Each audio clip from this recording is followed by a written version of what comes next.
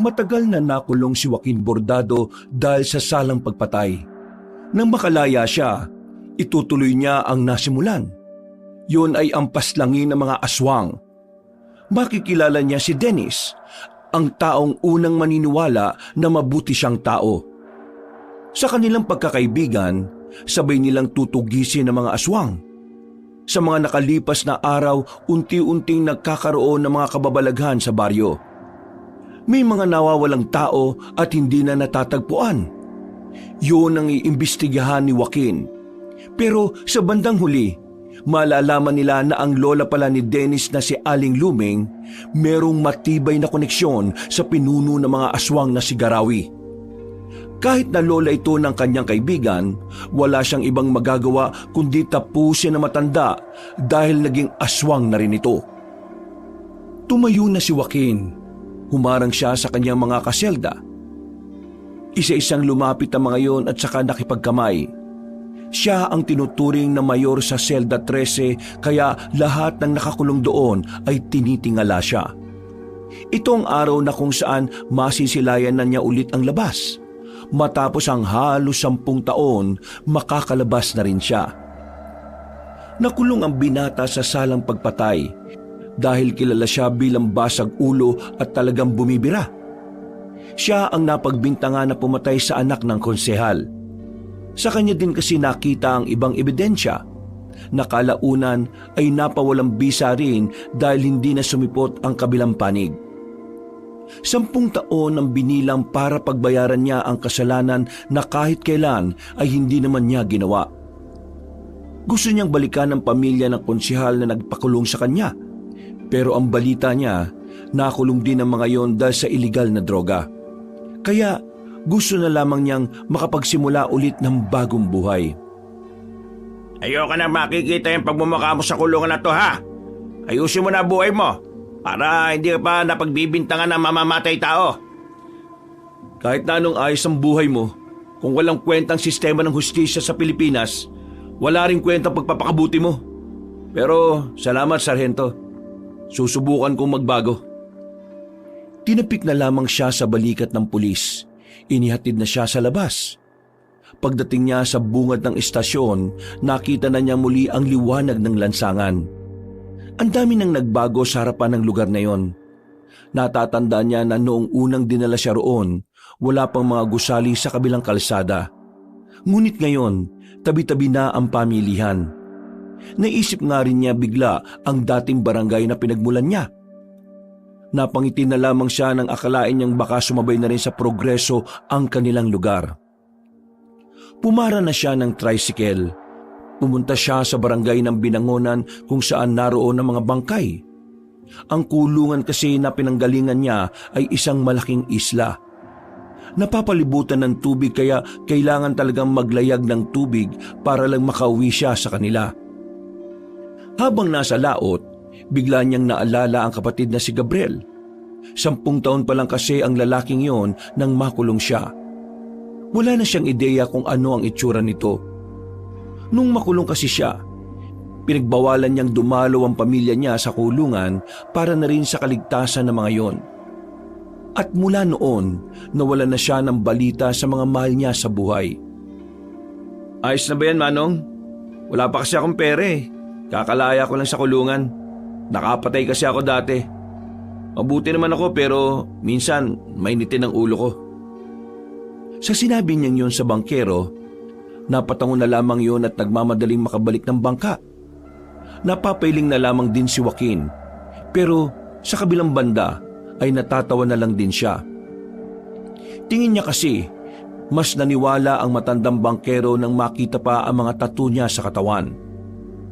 Naglakad-lakad siya hanggang sa makarating nga siya sa kanilang barangay. Nadismaya siya nang makitang walang nagbago sa mga kabahayan. Yari pa rin sa kahoy. Kung may simentado man, bilang lang sa daliri. Ang daanan naman, lupa pa rin. Hindi pa rin naaayos. Baku-bako, marami pa ring lubak. Ganun na ganun ang lupa na iniwan niya noong dalhin siya sa kulungan. Walang iya talaga kahit na kailan ang namumuno rito. 10 taon na nakalipas, Wala man lang nakaisip na ipaayos yung malubak na daan dito. Palibasa, puro na lang pagpapayaman ang inaatupag eh. Mga walang pakialam sa mga mahihirap. Dumaan siya sa isang tindahan. Nagsigarilyo na muna siya. Habang nakatambay siya roon, meron siyang nakita na isang lalaki na binubuli ng isang grupo rin ng kalalakihan.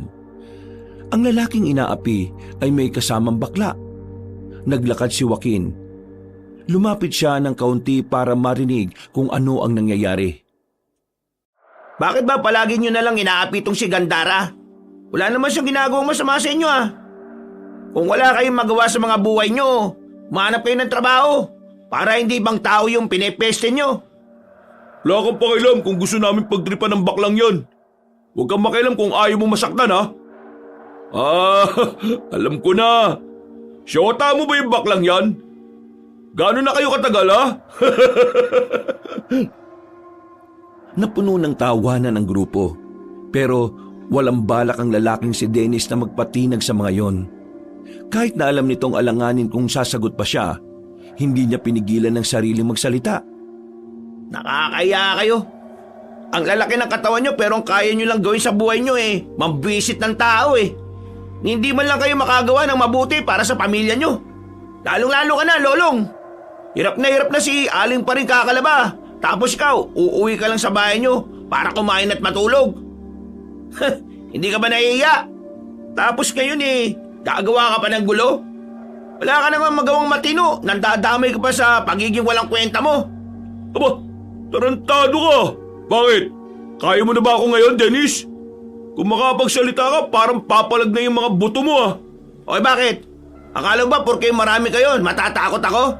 Eh matapang lang naman kayo kapag marami kayo eh. Hindi nyo nga yata kayang lumaban ng isaan lang eh. Isahan? Bakit naman kami lalaban ng isahan eh? Grupo nga kami. Tanga ka ba? O wala ka talagang utak? Biglang hinawakan ni Lolong ang kwelyo ni Dennis.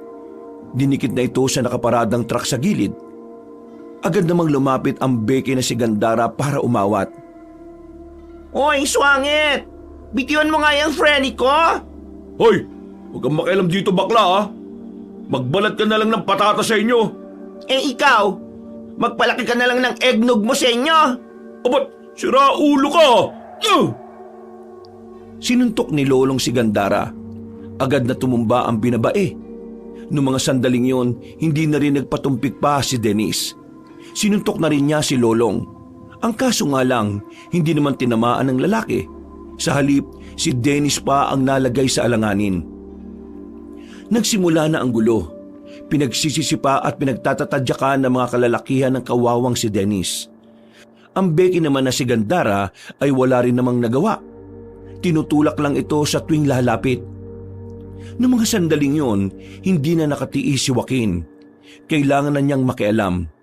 Kahit na barumbado siya, ayaw din naman niyang may nagsisiga-sigaan sa lugar na dati na niyang pinagharian. Di ba kayo nahiya sa mga sarili niyo? Tumigil ang grupo ni Lolong nang marinig siyang nagsalita. Nakasimangot ang mga yon na nakatingin sa kanya. Tila hindi gusto ang pakikialam niya. Sino ka naman mukhang gusgusin ka? Tingnan mo nga sarili mo oh. Sira pa ang pantalon mo. Ano akala mo? Dahil marami kang tato matatakot kami sa'yo? Hibang ka na ba? Hindi mo man lang ba tatanungin kung saan ako galing bago mo ako makaharap ngayon? Ano pakialam ko? Di nga kita kilala di magpapakilala ako sa'yo. Yung ba gusto mo? Bakit ka ba nakikialam? Taga rito ka ba? Tinatanong mo ako kung taga rito ako. Bakit? Interesado ka na ba? Dami mong shot-shot. Ibaba mo yung bag mo. At subukan mo na ako ngayon. Nang magkaalaman na tayo. Buburahin ko yung mga tattoo mo gamit lang ang kamao ko. Di sige, tingnan natin. Lumapit si Lolong. Akala niya porke mas malaki siya kay Joaquin ay kakayanin niya ang taong 10 taon nang nasanay sa sakit ng katawan sa kulungan. Sinuntok ni Lolong si Joaquin. Pero laking gulat ni Lolong nang mailagan siya ni Joaquin nang walang kahirap-hirap. Nahawakan ni Joaquin ang kamay ni Lolong. Hinila yung pababa. Nang mapalod ang isang tuhod ni Lolong ay saka naman tinaga ng kamay ni Joaquin ang balikat ng lalaki. Lahat ay nagulat. Lahat ay nabigla nang makitang nakadapa na si Lolong sa lupa habang nasa likuran nito si Joaquin. Hindi makapalag si Lolong. Yun ang unang pagkakataon na nakita ng mga taong naroon na tila walang kalaban-laban ng maangas na lalaki. Kailangan ko pa bang sabihin ang pangalan ko? Bakit? Sino ka ba talaga? Ako si Joaquin. Kilala ako bilang si Joaquin Bordado sa Selda 13. Kung gusto mong mas makilala pa ako, tumira ka sa selda na pinanggalingan ko. Nakulong ka na? Saka lamang umalis si Joaquin sa likuran ng lalaki nang makita niyang naging kalmado na rin yon. Ngumisi si Joaquin. Sandaling pinagpag ang pantalon. Tumingin siya sa mga kasama ni Lolong. Parang takot na takot ang mga yun na makalapit sa kanya. Mga bagito pa lang kayo. May pangalan na ako sa lugar na to. Kaya wag na kayo maghari-harian dito. Dahil nandito na ulit ako. Ikaw, anong pangalan mo? Bakit mo tinatanong? Hindi kita sinasabing sumagot ng patanong. Sumagot ka ng maayos. Lolong ang pangalan ko. Hey lahat, ako si Joaquin. Nandito na ako. Nagbabalik na ako sa barangay na ito. Kung sino man ang mga maangas dito, pasensyaan tayo. Kayo, umalis na kayo bago pa ako mairita sa mga pagbumuka ninyo. Alis! Nagmamadaling umalis ang grupo ni Lolong. Takot na takot ang mga yon na parabang mga bata. Nang mapatingin si Joaquin kay Dennis at Gandara, nakita niyang tila umiiyak na ang Becky. Nagulat na lamang siya nang bigla siyang yakapin ni Gandara na mahigpit. Oo, bakit mo ako niyayakap? Hindi tayo talo, no? Buwang ka ba, bruwa ka? Akisto! Supatembang mo! Supatembang ano? Ako na ite, si Gabriel! Gabriel? Teka, ikaw na ba talaga yan? Bakit ang haba ng buhok mo? Ano nangyari sa'yo? Bakit ka nagkaganyan? Oy, kumakatanong para namang sakit ang pagiging bakla. Sira ulo ka ba? Wala naman akong sinabing ganun, no? Ang akin lang naman, bakit ka naging ganyan? Ano naging dahilan? Hindi ko sinasabi na ayoko sa ganyan, ha? Di tayo talaga as magtsikahan. Punta na lang kaya tayo sa ating baler. Noos ko, mismo na ang house ni Mudrak Else. Tara na! Naglakad sila patungo sa kanilang bahay. Nang makarating sila roon ay nakita ni Joaquin ang dating bahay na kinalakihan niya. Wala pa rin pinagbago. Kahoy pa rin. Ang tanging nagbago lamang ay ang bakuran. Mas sumikip ito kumpara noon. Napansin din niya na parang mas lumaki ang bakuran ng kapitbahay kumpara sa kanila. Para bang nasasakop na ang bakuran nila. Ma, nandito na ako. Nang wala ang ngiti ng Becky na si Gandara, napansin din naman ito agad ni Joaquin. Bagay na nagdulot ng pagtataka sa kanya. Oh, bakit? Kuya, wala na si Mama. Ano? Wala na si Mama. 1 taon nang makulong ka. Nagkasakit siya ng malala. Gusto ka sana namin puntahan bago siya pumanaw kaso nung araw na bago kami dumalaw, ayun, nawala na siya. Nawalan na rin ako ng lakas ng loob na dalawin ka nun. Kasi sabi ng nakausap kong gwardiya doon, nailipat na raw kayo sa Maynila. Ang matigas at maangas na puso ni Joaquin ay tila lumambot. Malapit na siyang maiyak pero pinipigilan na lamang niya. Ayaw niyang masira ang imahe ng kanyang pagiging maangas. Ikaw naman kasi Kuya Kes eh. Di mo kami pinayagang dumalaw ni Mudrak Kels. Pero, knows mo ba, before siya mategi boom boom, sabi niya, kapag nakalaya ka na raw, gusto niya magkasama tayo here sa baler para kahit papano, hindi raw mawawala mga memories. Hindi ko inakala na sa pagbabalik ko wala na pala si Mama. Kung alam ko lang na may sakit siya, gumawa na sana ako ng paraan para makita siya. Hindi na natin mabibring back ang nangyari sa patembag ko. Ang gawin na lang natin, live our life to the max. Ikaw, bakit ka naging bakla? Huling kita ko sa'yo, nakikipagsuntukan ka pa eh. Brother naman, 10 years old pa lang Akesh that time, no? Sa 10 taon na walay ka, dami ng happenings. Let's say, nahumaling Akesh sa mga damit na pangbabae. Pero, Kuya Joaquin, ask ko lang ha, tanggap mo ba Akesh kahit baklo siya ko? Wala naman akong pakialam kung bakla ka eh. Ang gusto ko lang, umayos ka ng ugali mo. Ayaw ko ng baklang kanal ah. Baklang matino gusto ko. Eh di go! Di naman ako palingkera, kaya goods lang. Lagi ba kayong inaaway nung kanina? Ako, sanay na Akesh. Di ko lang sila pinapansin. Pero itong friend ko, naulang siya na jombag na mga yun eh. Sabi ko kasi wag nang mag-fight. Kaso ayan, superhero ang peg. Tumingin si Joaquin kay Dennis na parang hindi rin naman makatingin na maayos sa kanya. Tila nahihiya o kaya naman ay natatakot. Bakit hindi ka nagsasalita? Aha? Ipinagtanggol mo kanina tong kapatid ko. Tama lang ang ginawa mo. Pinahanga mo ko. Inayos ni Joaquin ang marahasang kwelyo ni Dennis at sa dami ng kanyang tato, nagdudulot yun lalo ng kaba para kay Dennis. Bakit ba parang natatakot ka? Wala ka namang ginawang masama sa akin, di ba? Malma ka. Hindi ka magagaya sa mga yun kung matino kang tao. Pero, matanong ko lang. Bakit mo ba pinagtanggol itong si Gabriel? Os, brother. Correction. Gandara ang name Cash. Wala akong pakialam kung bakla ka ha. Basta tatawagin kita sa nakasanayan kong pangalan mo. Ha? Edi okay. Sagutin mo tanong ko, boy. Kaibigan ko kasi si Gandara. Ibig sabihin, kung hindi mo siya kaibigan, wala kang pakialam? Bakit? Kasi bakla siya? Kung sakaling hindi kami magkakilala, ganun pa rin naman ang gagawin ko. Hindi ko gusto na merong inaapi na walang kalaban-laban. Hindi naman sa akin issue ang kasarian eh. Ayoko lang ng ginagawa nila. Mabuti naman at hindi ka siraulo. Kasi kung siraulo ka, baka binalian na kita ng buto dyan. O Anech, dyan na lang kayo? Ayaw nyo gumora dito sa loob? Nauna nang pumasok si Joaquin. Bagya niya pang binangga ang kanyang kapatid.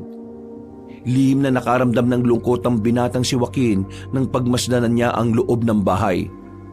Naalala niya ang lahat ng mga alaala kasama ang kanilang ina. Sa kabilang banda, sinisisi niya ang kanyang sarili. Kung hindi lang sana kasi siya naging basag ulo noon, idi sana ay mas nabantayan niya ang kanyang ina. Idi sana hindi siya napagbintangan na pumaslang sa anak ng konsehal. Ma, mapatawad mo sana ako sa dami ng pagkukulang ko sa pamilyang to. Hoy, no ka ba? Patagal ka nang pinatawad ni Mudra, no? Huwag ka nang sad dyan. Hindi bagay sa mga tattoo mo, ha? Uy, nagugutom ako. Wala na bang pagkain dito? O siya, ako rin, Tom Jones na rin eh. O sige, gogora mo na Akesha. Bibili ako ng pudang natin. Pwede ba ayusin mo yung pananalita mo? Ayos lang sa akin na bakla ka pero gusto kong madali kita maintindihan. Di ko maintindihan yung mga pinagsasabi mo eh. Okay. O ikaw? Ako? Oo, ikaw. Bakit? Dito ka lang. May tatanong ako sa'yo. Ano ba yun? Sino naghahari-harian dito?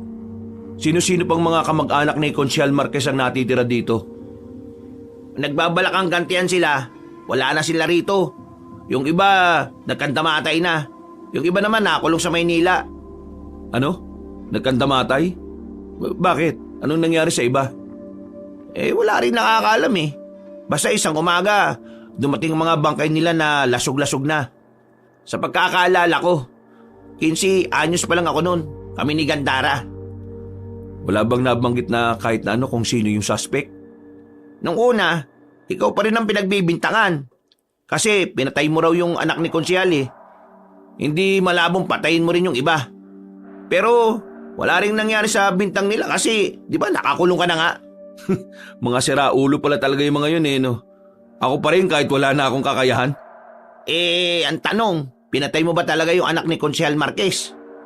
Ano sa tingin mo? Tingnan mo ako sa mata. Tingnan mo kung talaga bang kaya kong pumatay ng tao. Alam ko na kaya mong pumatay ng tao. Pero hindi ko lang alam kung ikaw ba talaga pumatay sa anak ni Konsyal. Hindi ko pinatay ang anak niya.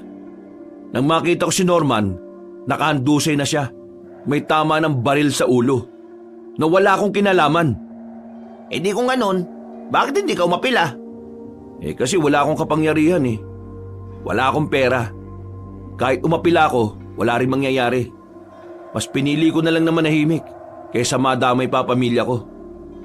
Hindi ka ba nangihinayang dahil ikaw ang nakulong na dapat iba ang nandun sa selda? Siyempre nanghihinayang ako. Nagalit, nainis. Kinamuhian ko sila. Pero wala na magagawa galit ko. Wala na rin naman sila eh. Pero napapaisip pa rin ako kung ano nangyari dun sa mga kamag-anak ni Konsyal na pinatay.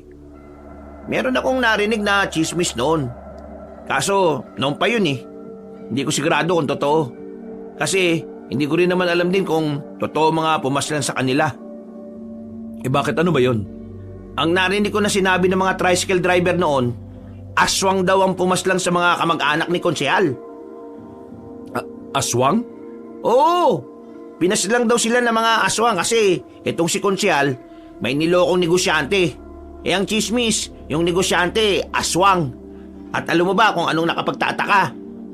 Yung mga tricycle driver na narinig kong yun ang pinag-uusapan, abay, bigla na rin nawala. Hanggang ngayon, hindi na sila nakita. Alam ko yan kasi yung isa sa mga tricycle driver, tatay ng kaibigan namin ni Gandara. Sandaling hindi nakapagsalita ang lalaking si Joaquin. Nung nasa kulungan siya, walang araw na hindi nawala sa kanyang isipan ang tungkol sa mga nilalang na yon. At ang mga nilalang din na yon ang isa sa mga dahilan kung bakit sabik siya sa paglaya. Ayos ka lang ba? Bakit parang natahimik ka yata? Oo, ayos lang ako. Nagugutom na kasi ako eh. Paglabas ko ng kulungan, wala akong kapera-pera. Lahat ng naipon ko sa kulungan, ibinigay ko na talaga sa mga kakosa ko. Bakit? Ikaw ba mayor nila? Oo, bakit? Gusto mo rin bang maging mayor? Hindi Ayoko makulong no? Mga ilang sandali lang ay nakabalik na rin naman si Gandara. Sabay silang kumain tatlo. Sa mga sandaling yon, kahit na papaano ay gumagaan na rin ang kalooban ni Joaquin. Dahil matapos ang 10 taon, hindi na mga preso ang kasama niyang kumakain. Iba pala ang pakiramdam na makalaya. Ito ang pakiramdam ni Joaquin habang nakatulala siya sa labas ng kanilang bahay. Nung una, inakala niyang hindi na talaga siya makakalabas. Mabuti na lamang ay nagkaroon siya ng parol. Masaya naman si Joaquin na nakita na niya ang kanyang kapatid. Pero marami ang panghihinayang niya dahil hindi na niya inabutan ng kanilang ina. Dakong 5:00 ng hapon, umalis na muna si Joaquin. Ilang minutong lakad lang ang sementeryo mula sa kanila. Kaya agad siyang nagtungo roon para bisitahin ang kanilang ina. Pagdating niya roon, nahanap niya agad ang puntod ng ina niya na nasa bandang gitna na ng sementeryo. Ma, nandito na ako. Nakalaya na ako. Ikaw, kailan ka babangon dyan? Miss ko na yung mga pagbubunga mo sa umaga eh. Pati na rin ang sermon mo sa gabi bago ako matulog matapos mag-inom. Ma, patawad Hindi na ako nakaabot sa'yo. Kung nasaan ka man ngayon, sana masaya ka na. Ngayon ko lang na-appreciate yung mga pagbubunga mo, mga sermon mo. Kasi ngayon ko lang napag-isip-isip na para naman sa akin yun eh. Ngayon lang talaga. Kung kailan wala ka na. Totoong laging nasa huli ang pagsisisi. Biglang humangin ng malakas. Bagyang napangiti si Joaquin. Pero nawala ang ngiting yun na makaramdam siya ng kakaiba. Sinuyod niya ng tingin ang buong paligid. Wala siyang ibang nakita kundi ang mga nicho lang na nilulumot na rin dahil sa kalumaan. Ma, sandali lang May kukumpirmahin lang ako. Sandaling iniwan ni Joaquin ang puntod ng ina. Naglakad siya para sundan ang nararamdaman niyang presensya.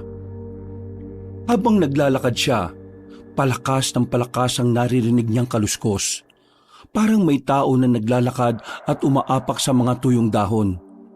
Inihanda na niya ang kanyang sarili. Nakahawak na siya sa patalim na nakasuksok sa kanyang tagiliran. Marahan siyang naglakad patungo sa likuran ng puno. Pagtingin niya roon, dismayado siya nang makita ang isang aso na kulay puti. Pambihira naman. Bakit ka ba nandito sa sementeryo? May dinadalaw ka rin ba? Tumahol lang ang aso. Malis ka na. Di ka pwede sa sementeryo. Mabubulaw mo lang itong mga nandito eh. Tong aso na to, oh. Alis! Agad na tumakbo palayo ang aso ng bugawin na ito ni Joaquin. Napapakamot na lamang siya sa noon niya dahil doon. Binalikan na lamang niya ang kanyang ina. Mahigit 1 oras din siyang naroon. Pagkatapos, naglakad-lakad na muna siya sa buong barangay nila. Wala nang nakakakilala sa kanya. Kahit ang mga dati niyang kakilala ay hindi na siya natatandaan. Naiintindihan naman niya ang mga yon. Kahit din naman kasi si Gandara na kapatid niya ay hindi agad siya namukaan. Malaki na rin kasi talaga ang ipinagbago ng mukha niya. Mas dumami kasi ang tattoo niya sa katawan nang makulong siya sa mahabang panahon.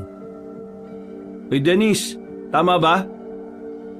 Nadaanan niya ang binata sa tapat ng isang bakuran. Abala yung nagsisibak ng kahoy. Agad din naman itong lumapit sa kanya. Oh, bakit? Ano kailangan mo?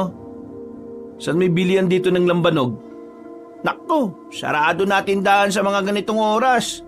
Kadalasan, sa baya ka na makakabili ng ganyan. Ang layo. Nakakatamad. Bukas, samahan mo ako ha. Di ako pwede. Marami akong gagawin bukas eh. Tsaka, di ba wala ka pang pera? Saan ka naman kukuha ng ipambibili mo? Tingin mo hihingi ako sa'yo? Eh kung iuntog kaya kita sa muscle ko. Malamang, nanghingi ako sa kapatid ko. Siya may pera eh. Masipag rumakit si Gandare. Siya na ang bumubuhay sa sarili niya mula nang mawala ang mama ninyo. Wala naman din kasing tumutulong na kamag-anak ninyo. Lahat sila, parang tinakwil na kayo mula nang makulong kayo. Ngayon nandito naman ako. Hindi ko hahayaan na magdusa yung baklang yun. Kapatid ko yun eh. Kaya akong bahala ron. Eh saan ka naman kukuha ng pera? May mahanap ka pa bang trabaho? Kaya mo ba ako tinatanong ng ganyan kasi nakakulong ako? Oo, ano pa ba? May mahahanap pa akong trabaho. May kakilala akong magpapasok sa akin sa dati kong trabaho. Illegal? Hindi to illegal. Isa tong trabaho na kahit kailan, hindi mo basta-basta mapapasok kung takot kang mamatay. Eh di illegal nga. Basta, kapag may oras ka, samahan mo akong maghanap ng lambanog. Tinapik na lamang ni Joaquin ang balikat ng binatang si Dennis at naglakad na rin papalayo. Pagsapit ng gabi, habang walang kamalay-malay ang kanyang kapatid, nagtungo siya sa kagubatan. Pupuntahan niya ang isang kakilala na noon niya pakasakasama sa mga lakad niya. Kakilala na nagturo sa kanya kung papaano kumita ng pera. Walang takot na naglalakad si Joaquin sa gitna ng gubat. Sanay na siya sa mga ganitong sitwasyon. Bago siya makulong, yun naman kasi ang ginagawa niya. Makalipas lang ang ilang minuto, natanaw na rin niya ang isang maliit na barangay. Nasa barangay na yon ang isang malaking bahay na kung saan yon ang itinuturing na mansyon sa gitna ng gubat. Mala White House ang datingan nito dahil sa malinis nitong tingnan. At ang taong nasa loob ng mansyon na yon ay ang taong minsan ang tumulong sa kanya na makalaya. Pero tinanggihan niya rin dahil sa isang dahilan. Papasukin niyo ako. Kaibigan ako ni Tadeo. Hindi sumagot ang mga gwardiya na nasa harapan ng mansyon. Nakatingin lang sa malayo ang mga yon at mahigpit ang pagkakahawak sa mahabang baril. Ako si Joaquin, ang isa sa pinakamataas na tauhan ni Tadeo. Kung ayaw niyo akong papasukin, sabihin niyo na lang na nakalaya na ako at... Ha? Natigil ang pagsasalita ni Joaquin nang may dumating na magarang sasakyan. Lumabas sa sasakyan na iyon ang matandang mayaman. si Tadeo. Malaki nang itinanda nito mula nang huli silang magkausap nito. Tadeo? Sino ka? Kung hindi mo ako namumukaan, busesan mo na lang ako. Joaquin? Ako nga. Nagkaroon ng ngiti sa mukha si Tadeo nang makilala na siya nito. Walang ano-ano ay dinala na siya nito sa loob. Nagpahanda ang matandang lalaki ng pagkain. Meron ding alak. Ang gabing yun ay parang pagdiriwang para sa kanilang dalawa. Noon kasi, talagang silang dalawa na ang sanggang dikit sa maraming bagay. Para silang mag-ama. Kung hindi nga lang nakulong ang binata, baka ngayon ay mas marami na silang natapos na misyon. Buong akala ko sa kulungan ka na mamamatay eh. Pasensya ka na, Joaquin ah. Sinusubukan ko naman na makalaya ka pero hindi gumagana ang pera ko eh. Wala rin naman akong kakilala na pwedeng bumakap sa'yo. Hindi mo kailangang humingi ng pasensya, Mang Tadeo. Ako rin naman ang may gusto na huwag kayong makialam sa pagkakakulong ko. Dahil sa kabilang banda, naging pabor din naman sa akin ang nangyari. Pabor? Anong ibig mo sabihin, Joaquin? Mukhang marami na akong hindi nalalaman mula na makulong ka. Bago ako makulong, napatay kong isa sa mabibigat nating kalaban. Alam ko na hahanapin na nila ako noon. Kaya sumama agad ako sa mga pulis ng dakpin nila ako. Kasi alam ko na kapag nasa kulungan ako, hindi sila makakalapit sa akin. Kung ganyan pala nangyari, bakit hindi mo agad sinabi sa akin? Sinarili ko ang tungkol doon. Ayaw kong madami ang mga taong may koneksyon sa akin. Pati na rin ang pamilya ko. Hindi ko pinayagan na dalawin ako. Kasi alam ko na kapag nalaman nila kung sinong mahahalaga sa akin, idadamay din nila. Hindi sila basta-basta. Kaya nakakasiguro ko na hindi sila titigil hanggat hindi ako nagagantihan. Prinsipe ang napatay ko, Mang Tadeo. Malaking kawalan yun sa kanila. Totoong peligroso nga ang ginawa mo. Pero kasama naman yun sa misyon ninyo eh. Nung panahon na yun, mas pinili kong hindi ka nalang madamay. Dahil kapag ikaw ang namatay, masisira na ang organisasyon. Tungkol sa organisasyon, matagal nang buwag ang samahan, Joaquin. Buwag? Bakit? Anong nangyari? Alam mo naman na ikaw ang alas ng samahan. Ikaw lang ang may kakaibang tinataglay na kayang tumapat sa lahat ng kalaban. Kaya, nung mawala ka, lahat sila ay nawala na rin ng pag-asa. Ang iba ay namatay. Ang iba naman mas pinili na lang na mamuhay ng payapa sa ibang lugar. Napabuntong hininga na lamang ang matandang lalaki. Baka sa mukha nito ang panghihinayang sa nangyari. Si Tadeo kasi talaga ang nagpatakbo ng organisasyon mula pa noong umpisa. Kaya hindi nito maiwasang hindi malungkot. Gusto kong buhayin ulit ang samahan. Paano mo naman gagawin yon? Wala na mga kasama natin. Isa pa, nasa na mga gamit mo? Wala na rin, hindi ba? Bago ako makulong, naibaon ko ang mga gamit malapit sa paanan ng bundok. Alam kong naroon pa rin ang mga yon. Nararamdaman ko. Ang mga kasama natin, paano natin sila mapapabalik? Hindi natin sila mapapabalik kung sasabihan lang natin sila na bumalik. Gagawa tayo kagad ng hakbang at yun ang ipapakita natin sa kanila. Bibigyan natin sila ng dahilan para magbalik loob sa samahan. Kung ganun ihanda ko na pala ang mga kliyente natin. Mula nang mawala ka, marami pa rin ang lumalapit sa akin para ipapatay ang mga gusto nilang ipapatay.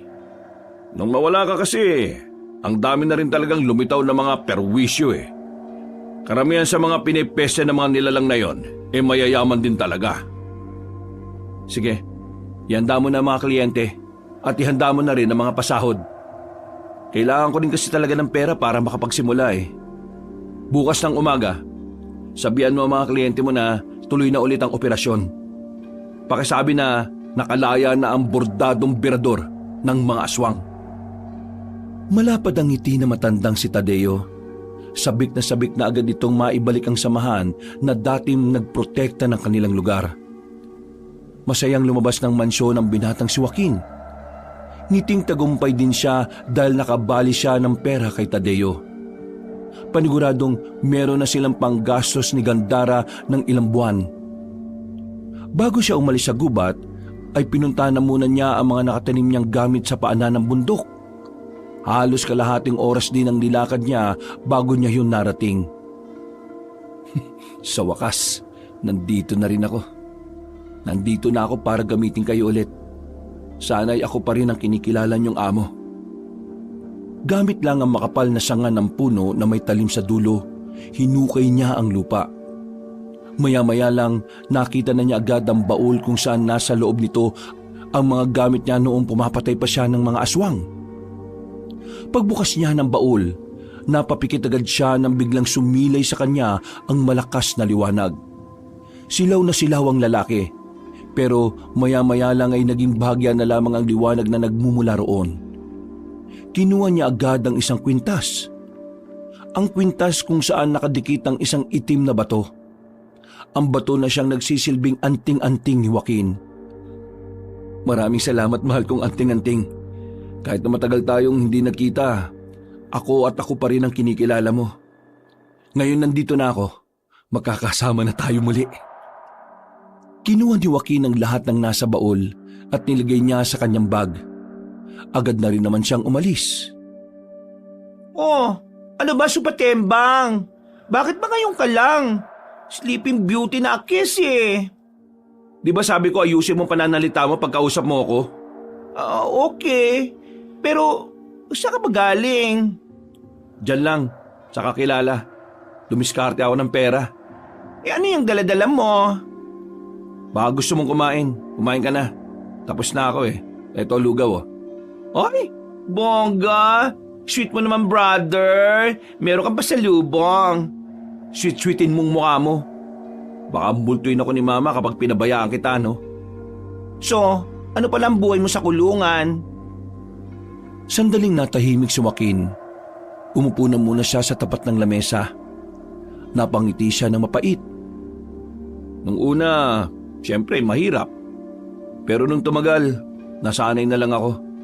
At saka, ako naging mayor sa selda namin kasi wala ni isang kaya kong talunin sa suntukan eh. Pero pagdating naman sa pagkain, limitado lang. Hindi makakakain ng marami kung pangkaraniwang preso ka lang. Ako, kahit papano hindi naman ako nakukulangan. Pero yung mga sobra, pinamamahagian ko yung mga kakosa ko. Wow! Bait-baita ng peg! O bakit? Dapat ba kapag preso ka, siraulo ka? Gabriel, hindi ko kasalanan ng pinagbayaran ko. Hindi ako masama. Basta gulero lang ako dito sa atin. Pero hindi naman ako ng abuso ng mga taong wala namang ginagawang masama. Uy! Relaxation, brother. Hindi ko naman sinabing masama kang tao no? Ito naman. Sa mga susunod na araw baka wala ako dito sa bahay. Oh, saan ka naman gogora? Gugurang pinagsasabi mo. Saan ka pupunta, I mean? Didiskarte ng trabaho. Sige na, matutulog na ako. Kumain ka na dyan. Tumungo na lamang ang binatang si Joaquin sa kanyang silid. Paghiga niya ay agad na rin naman siyang nakatulog. Kinabukasan, pagdilat niya ng kanyang mga mata, narinig niya agad si Gandara na maingay sa labas. May kinakausap ito mga tsismosa. Napailing na lamang si Joaquin. Hindi niya inakala na parte pala ng grupo ng mga tsismosa ang kapatid niya. Lumabas na lang siya para bumili ng almusal. Palingon-lingon siya sa mga nadadaanan niyang tambay. Hindi tumitingin ang mga yon sa kanya. Natatakot dahil sa dami ng tato na nasa katawan niya. Sinusuri niya ang mga tambay na yon kung may kapasidad ba ang mga yon na sumama sa trabaho niya. Kailangan niya kasing maghanap ng mga bagong tao. Hindi niya kasi sigurado kung babalik pa ang mga dati nilang kasamahan. Nang makadaan na siya sa lumang kulungan ng mga baboy, naroon ang grupo ng lalaking si Lolong. Nakatambay, tamang sigarilyo, tamang tahawanan. Pero ang mga ngiti ng mga yon ay nawala nang tumigil na si Joaquin sa harapan. Oh, anong kailangan mo? Wala na kaming ginagawa masama sa iyo Gusto mo bang kumita ng pera? Oh, Bibigyan ko kayo ng pagkakataong kumita ng pera para naman magkaroon kayo ng silbi sa bayan at sa mga magulang ninyo. Nag-o-offer ka ba o nang-iinsulto ka lang? Parehong ganun na nga. Mas maganda na malaman nyo sa akin pa lang na pabigat lang kayo sa lipunan. O ano, interesado ba kayo sa trabaho na inaalo ko? Nag-aalo ka ng trabaho pero hindi mo naman sinasabi. Nagpapatawa ka ba? Hindi ako nagpapatawa. Sa katunayan, pwede ako magpayak ng tao ngayon. Oo, kalma lang. Ano ba kasing trabaho yan? Kailangan nyo lang pumatay ng aswang. Nagtawanan ng mga kasama ni Lolong, habang si Lolong naman ay nagpipigil na lang din ng kanyang tawa. Pero si Joaquin, seryoso lang ang muka. Walang mababakas na nagbibiro ito. Kaya naman agad na rin nanahimik ang grupo ni Lolong. Tingin niyo ba nakikipagbiruan ako sa inyo? Ha? Eh yung sinasabi mo naman kasi hindi ka panipaniwala eh. Wala pa naman kasi kaming naririnig na may ganyang klase ng trabaho. Pwes, ngayon narinig niyo na.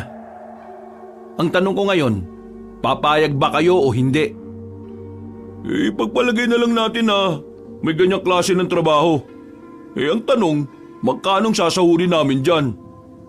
Higit pa sa 2 araw ninyong pagtatrabaho sa isang factory. Malaki-laki rin. May sahod kayo kahit na wala kayong mapapatay. Pero kung may mapapatay kayong aswang, mas maganda, mas malaki ang sahod. Napaisip bigla si Lolong sa sinabi ni Joaquin. Kahit na nagdududa pa mga yon sa sinabi ni Joaquin, tila ba inaakit na sila ng pera para maniwala at sumubok. Ayoko na makapanakit ng tao. Marami na akong sinaktan sa kulungan. Kaya kayo, umayos-ayos kayo kapag akong kaharap nyo. Naintindihan nyo ba? Oo, naiintindihan namin. Kapag nakapagdesisyon na kayo, pumunta kayo sa bahay namin. At siya nga pala, humingi kayo ng paumanin sa kapatid ko at kay Dennis. Dahil kung hindi, matatagpuan ang katawan nyo sa ilog na palutang-lutang. Napalunok na lamang ng laway ang grupo ni Lolong para silang lalagnatin sa takot. Habang si Joaquin naman ay gumisilang at napailing. Nagpatuloy na lamang siya sa paglalakad hanggang sa marating na nga niya ang tindahan ng tinapay. Sakto naman na naroon din si Dennis. Naisip niya agad na isama na rin ito sa trabahong papasukin niya. Dennis, may pinagkakaabalahan ka ba sa buhay mo? Eh bukod sa pagsisibak ng kahoy, wala na. Natanggal na ako sa trabaho kahapon lang. O sige, bibigyan kita ng trabaho. Sabi nang wala ring trabaho eh. Napapansin ko parang masyado ka ng kampante kapag kinakausap ako Ano mo bang kaya kitang tupiin sa walo nang hindi ako umaalis dito sa kinatatayuan ko? Ay, pambira naman. Masyado ka naman mainit. Ano ba yung trabaho na sinasabi mo? Papatay ka lang ng aswang. Ano? Papatay ng aswang? Eh, paano? Eh di tuturuan kita. Sinasabi mo ba sa akin na pumapatay ka talaga ng aswang? Gusto mo bang malaman? Halika, sumama ka sa akin. Patutunayan ko sa'yo. Ay, hindi na. Mukha ka namang nagsasabi ng totoo eh. Hindi ka man lang ba magtataka? Hindi. Hindi naman ikaw yung tipo ng tao na magsasayang ng oras para lang sa isang kwentong gawa-gawa lang. Nakakawala ng angas ang paggawa ng mga kwentong walang kwenta, no? Alam mo, gusto ko ugali mo Pero hindi ako sasama sa trabahong inaalok mo, no? Wala akong alam sa pagpatay ng aswang eh. Kaya nga tuturuan kita. Marami ka ba talagang alam sa mga ganyang bagay? Ikukwento ko sa iyo sa ibang araw kapag interesado ka na sumali sa sinasabi ko. Eh, sasali ako kapag kinuwento mo na sa akin yan. Kung ano man yung hindi mo kayang ikwento sa iba. Napatango na lamang si Joaquin. Dinala niya si Dennis sa kagubatan. Meron silang pinuntahan na lumang kubo. Sira-sira na ang harapan nito. Parang ilang bagyo na ang dumaan doon pero nanatili pa rin nakatindig doon. Nagtataka ang lalaking si Dennis kung ano ang ginagawa nila roon. Pero pumasok si Joaquin sa loob. Paglabas nito, may daladala na itong itak. Oh, ano yan? Malamang itak. Nakakita ka ba? Ibig ko sabihin, bakit ka may dalang itak? At bakit may itak sa loob ng kubo na yan? Ang kubo nito dating pahingahan ng mga kagaya kong bumibira ng aswang. Ang tawag sa amin, manunugis. Hindi ko inakala na may ganito ka palang tinatago ha. Kala ko kasi dati, base sa kwento ng kapatid mo, basagulero ka lang eh. Totoo naman basag ulo ko nun. Pero walang alam ang iba kung ano ang ginagawa ko kapag gabi na. Isa ako sa dahilan kung bakit walang buntis na napapahamak noon. Ngayon, naniniwala na ako na pumamatay ka talaga ng aswang. Ano naman ang magagawa ko kapag nakasali na ako sa inyo? May mapapala ba ako dyan? Kagaya nga na sinabi ko sa'yo, trabaho to, hindi to libre. May nasagap kaming balita ng boss ko na ang mga aswang, pinupuntirya pa rin yung mga mayayaman. Pinapatay yung mga negosyante at inaangkin ang mga yaman nila. Ang mga magiging kliyente natin ay mga mayayamang tao. Mga taong maraming pera na kulang sa proteksyon laban sa mga aswang. Natanging mga manunugis na gaya ko lang ang makakapagbigay ng kapayapaan sa kanila. Ang dami nilang pera. Bakit hindi sila kumuha ng mga tao para protektahan sila? Uso na baril pre, no? Alam mo, Dennis, kung sapat lang ang baril, hindi na nila kami kailangan. Nakakatuwa mang isipin pero kami mga manunugis na patalim lang ang gamit, kami pa ang nakakapatay sa mga aswang. Yun ay dahil kami ang mas nakakaalam kung paano sila patatahimikin. Binabayaran nila kayo. Magkano naman? Malaki. Sapat na para mabuhay ka ng 2 buwan o hanggang 4 na buwan. Wow! Kanong kalaki? Sasali ako. Kasi kailangan mo ng pera. Oo. At gusto ko rin magkaroon ng saysay itong buhay ko, no? Yan. Sige. Tama yan. Teka. May tanong ako. Ano naman yan? Bakit parang hindi ka naman barumbado? Nung unang kita ko sa'yo kahapon, pakiramdam ko siga ka eh. Siga naman talaga ako eh. Pero hindi sa lahat ng tao. Siga na lang ako sa mga taong mapang-abuso at mapang-api. Yun ang natutunan ko sa loob ng kulungan. Si Gandara, kailan mo sasabihin sa kanya tungkol dito? Hindi ko alam. Tingin ko, hindi niya na dapat malaman. Magugulat siya. Baka mamaya, maka-apekto pa ito sa mga racket niya. Siya nga pala. Mamayang gabi magkita tayo sa gilid ng arko. Doon tayo makikita-kita kasama ng iba pa. Ng iba pa? Akala ko ako lang eh. Kailangan namin ng maraming miyembro, kaya meron kang makakasama. O tara na, umalis na tayo. Dakong 4:00 na makabalik na sila sa kanilang baryo. Tinanguan na lamang ni Joaquin ang binatang si Dennis bago sila naghiwalay ng landas. Napatigil siya sa paglalakad nang biglang maramdaman ni Joaquin na tila umiinit ang tattoo niya sa likuran, ang imahe ng isang leon. Ito na ang senyales, magagamit ko na rin kayo sa wakas. Napapangiti na lamang si Joaquin at saka ipinagpatuloy na rin ang paglalakad. Saan naman ang gora mo? Gabi na. Di ba sinabi ko naman sa'yo na maghahanap ako ng pagkakakitaan? Ayaw ko naman na maging pabigat sa'yo, no? Kakalabas ko lang ng kulungan tapos magiging walang kwenta pa rin ako. Okay, sige. Ikaw naman ang bahala dyan. Basta, umuwi ka kagad ha. Alam mo naman, kapag may nangyaring masama sa'yo sa daan, magiging mag-isa na naman ako sa buhay. Ako? Mamamatay? Matagal mamatay ang masamang damo, no? Napangisi na lamang ang lalaking si Joaquin. Sinimulan na niyang maglakad. Pero bago siya makarating sa kanilang taguan, nakita niya si Dennis na binubulyawan ng matandang babae. Ang kapal din naman ang mukha mong pigilan ako sa gusto kong gawin. Sino ka ba? Palumunin ka lang dito sa bahay Hindi ka na nahiya sa akin? Tingnan mo nga sarili mo. Wala naman ako masamang intensyon eh. Sinasabi ko lang naman na huwag kang maging kampante dun sa manggarawi na yon. Iba talaga pakiramdam ko sa kanya eh. Parang marami siyang tinatago. Hinuhusgahan mo yung tao kahit hindi mo naman siya kilala. Ang tigas din pala ng mukha mo ano?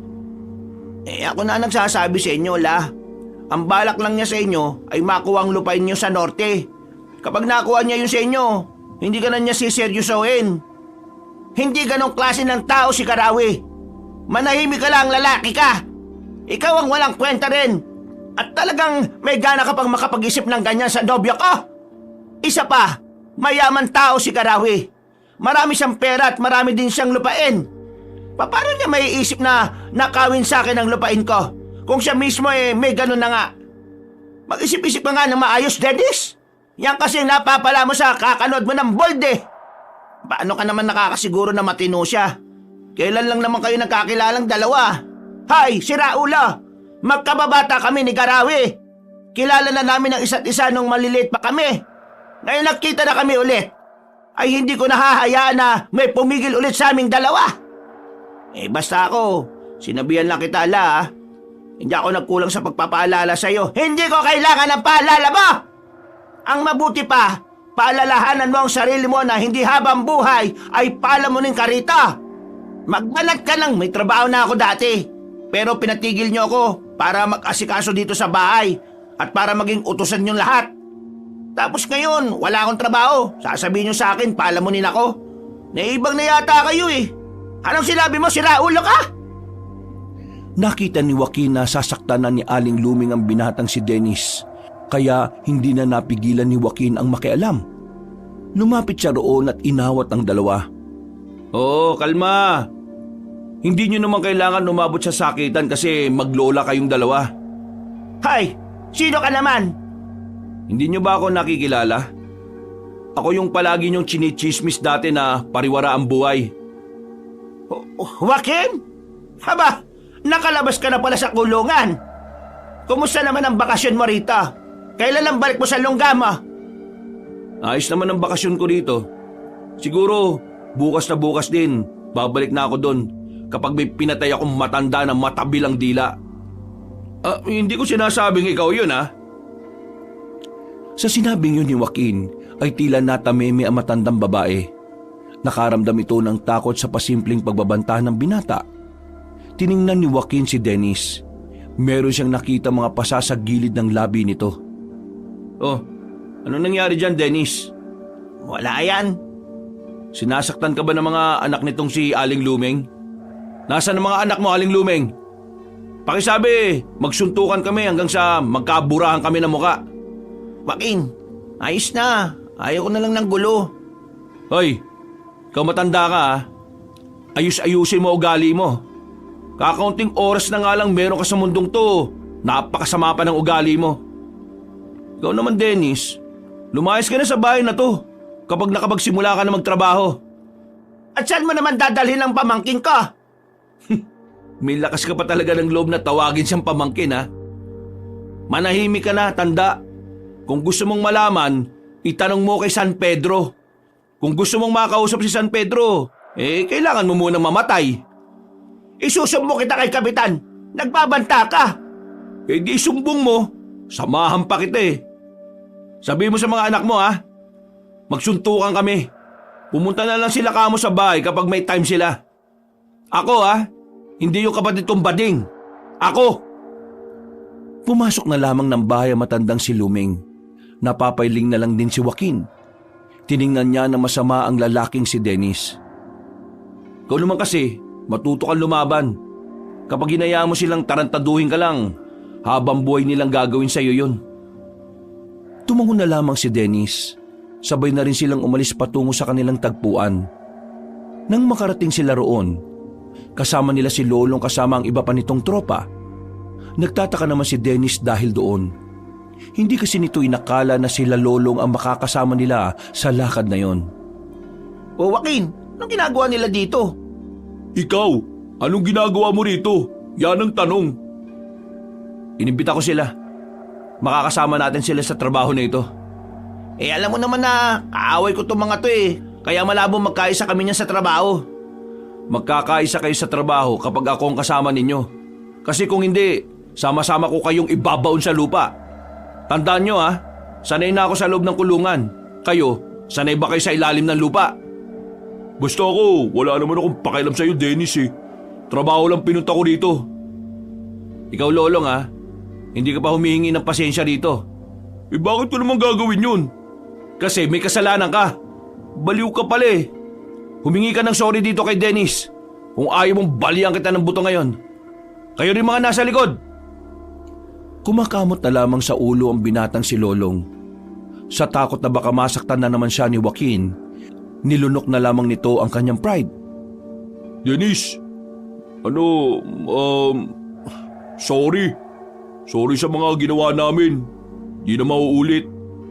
Hindi na talaga mauulit kasi magiging magkakampi na kayong dalawa. Sinimulan na rin nila ang paglalakad. Nagtungo na sila sa loob ng kagubatan. Noong mga sandaling yon, tahimik lang nilang tinatahak ang daan. Boss, kailan natin makikita yung mga aswang? Gustong-gusto ko nang sumahod eh. Huwag kang atat. Darating din ang kamatayan sa'yo. Hindi basta-basta ang mga aswang kaya wag niyong ginagawang laro to ha. Sumama kayo dito nang wala kayong kaalaman sa mga aswang? Seryoso ba kayo sa magiging trabaho natin? Oo naman.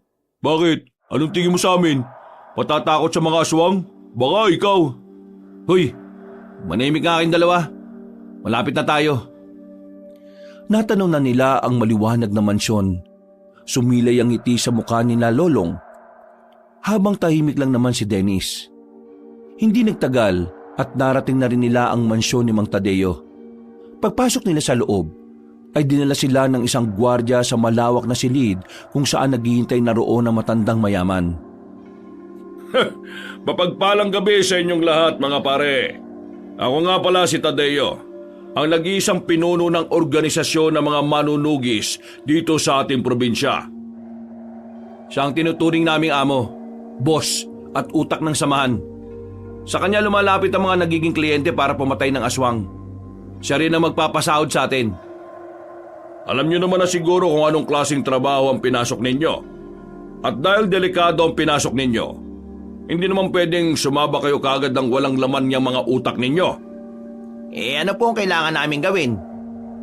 Dadaan kayo sa pagsasanay. Lahat ng mga dapat niyong malaman mula sa paghawak ng sandata hanggang sa aktwal na pakikipaglaban ay ituturo namin sa inyo. Merong magtuturo sa inyo na kapwa din namin manunugis. Ang gusto lang namin ay makiisa kayo. Magiging maganda ang trabaho natin kung makikinig kayo sa lahat ng ituturo sa inyo. Sa mga susunod na araw, madadagdagan pa kayo. Marami pang magiging miyembro. Pero kayo, maswerte kayo dahil mauuna kayo matuto. Gusto ko na magsimula ngayon. Hindi. Sasama ka sa akin ngayong gabi, Dennis. Teka, ano yan? Special treatment? Gusto mo bang ikaw ang sumama sa akin para sumaba ka na kagad sa pakikipaglaban kahit na wala ka pang alam? Tila napagtanto ni Lolong na delikadong sinasabi ni Joaquin. Pero si Dennis hindi man lang nakaramdam ng kahit na kaunting kaba. Kaya matapos ang pag-uusap na yon, umalis na rin silang dalawa ni Dennis. Teka, bakit nga ako? Bakit hindi si Lolong? Mapapalaban na ba tayo ngayon? Pinadala mo na ako nitong itak na to eh. Ikaw ang sinama ko kasi ikaw ang gusto kong maging kanang kamay ko. Gusto ko lang ipakita sa iyo mga aswang at kung paano ko sila papaslangin. Maraming salamat sa tiwala mo. Pero kapag ako namatay dito, kasalanan mo ha. Huwag ka mag-alala. Hindi ka mamamatay kapag ako kasama mo. Manood ka sa gagawin ko mamaya ha. Nagpapasikat ka ba sa akin? Tumigil sa paglalakad si Joaquin nang makaramdam ito ng inis sa sinabi ni Dennis. Lumapit ito ng bagya at tinapik ng malakas ang balikat ng binata. Mukhang maangas ka na sa mga tinatanong mo ah. Hindi naman. Hindi ko lang maintindihan kung bakit kailangan ko makita kung paano ka papaslang ng aswang. Gusto kitang ma-expose ka agad sa aswang para mas madali kang nasasanay. Ito na rin ang magsisilbing isa sa pagsasanay mo. At saka ano? Sandali lang. Huwag ka maingay. Sandaling nakiramdam si Joaquin. Napatingin sila sa kaluwang braso niya. Umiilaw ang tattoo niya na lawin. Nanlalaki naman ang mga mata ni Dennis nang makita yon.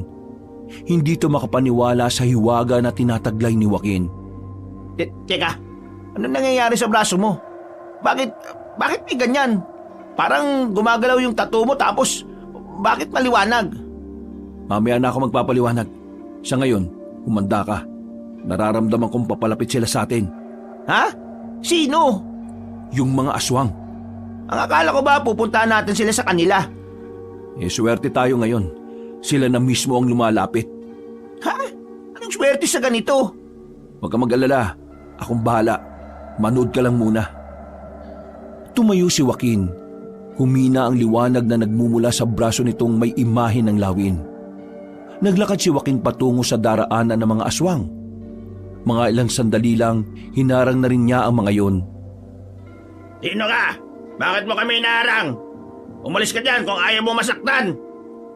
Gusto ko masaktan, kaya hindi ako aalis dito. Biglang pinagana ni Joaquin ang kapangyarihan mula sa imahe ng lawin. Mataas na tumalon ito. Lumapit sa harapan ng mga aswang at agad na tinaga ang isa. Sirit agad ang dugo mula sa dibdib nito. Dahil dito, sabay-sabay nang nagpalit ng anyo ang mga aswang. Sabay-sabay din yung umatake sa kanya. Pero dahil sa kapangyarihan ng imahe ng lawin sa kanyang braso, malakas ang kanyang pakiramdam. Bawat galaw ng mga nilalang ay nararamdaman niya. Kaya naman walang kahirap-hirap na naiilagan niya yon. Miss na miss ko na yung ganitong pakiramdam eh. Ang pakiramdam na makakapas lang ulit ako ng aswang. Parang nilalaro lamang ni Joaquin ang mga kalaban niya. Kahit na may kadiliman, matalas ang kanyang paningin. Para bang paningin din ng lawin ang kanyang ginagamit. Makalipas lang ng ilang minuto, kita niyang tila natatakot na sa kanya ang mga aswang.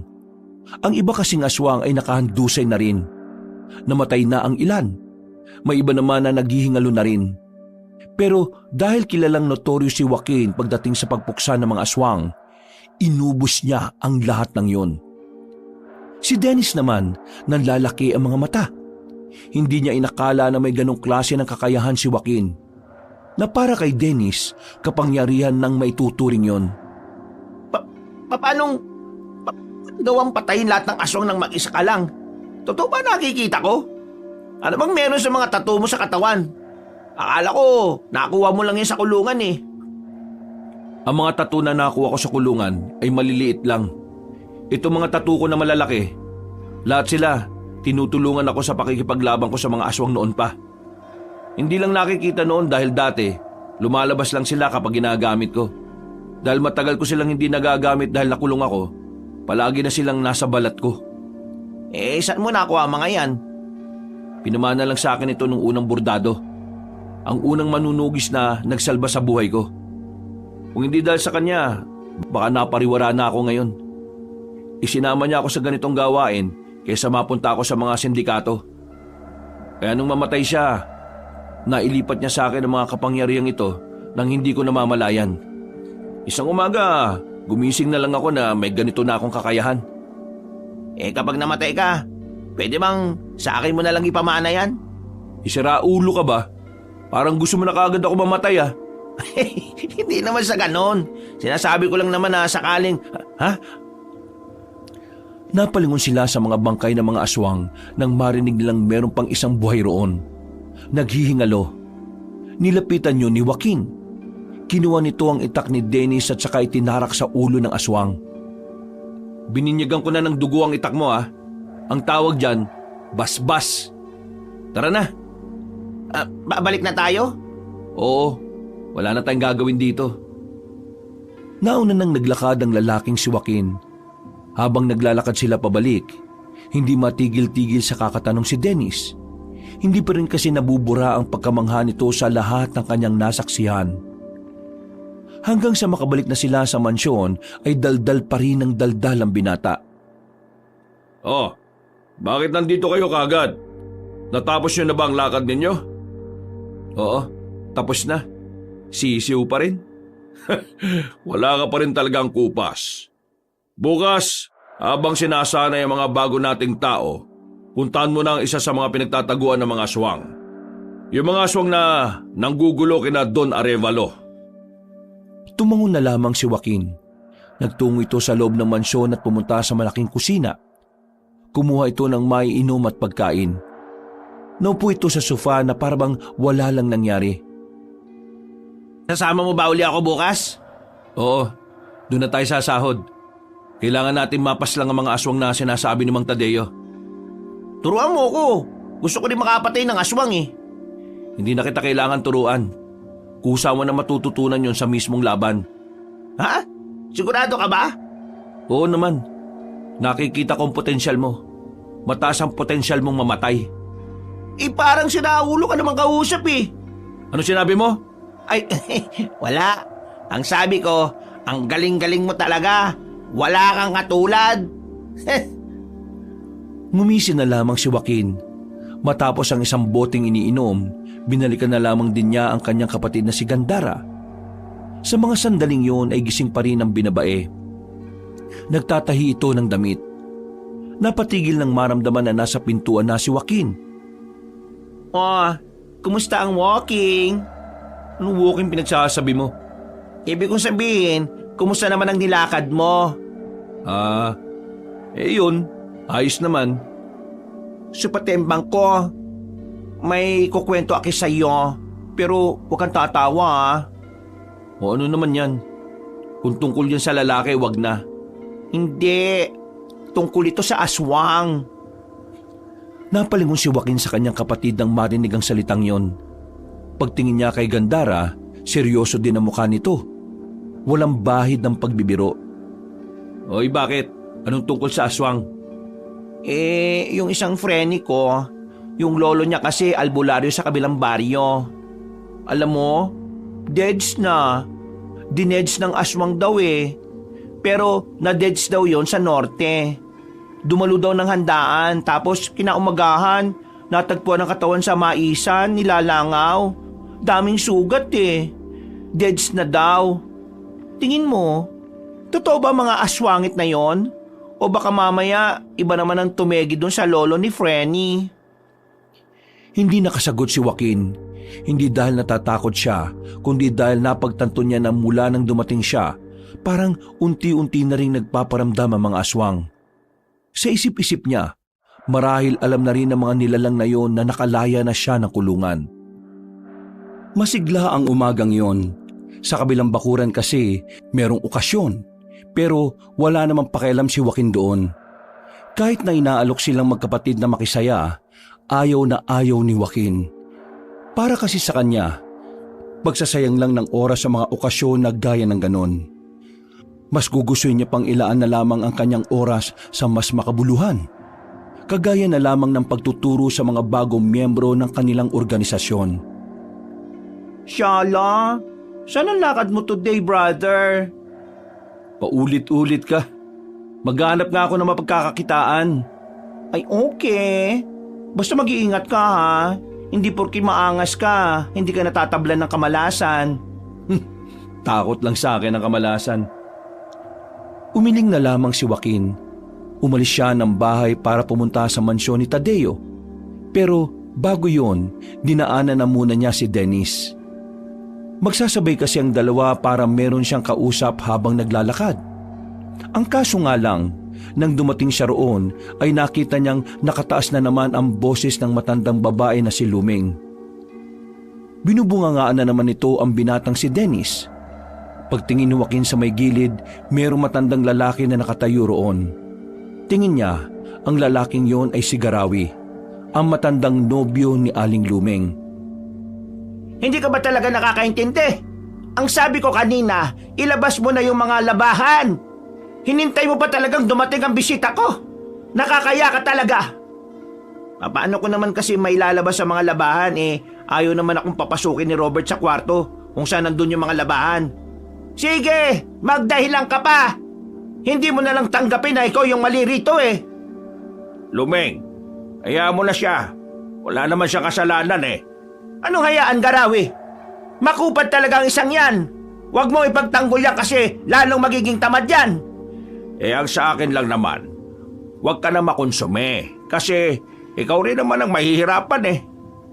Araw mo lang din na masisira. Pero napapahiya ako sa iyo. Nasira na ang kasisimula ko palang na araw. Hindi ka naman napahiya. Ako lang naman ito eh. At saka, pwede naman nating simulan ng araw natin ulit. O Dennis, sige na. Malis ka na muna.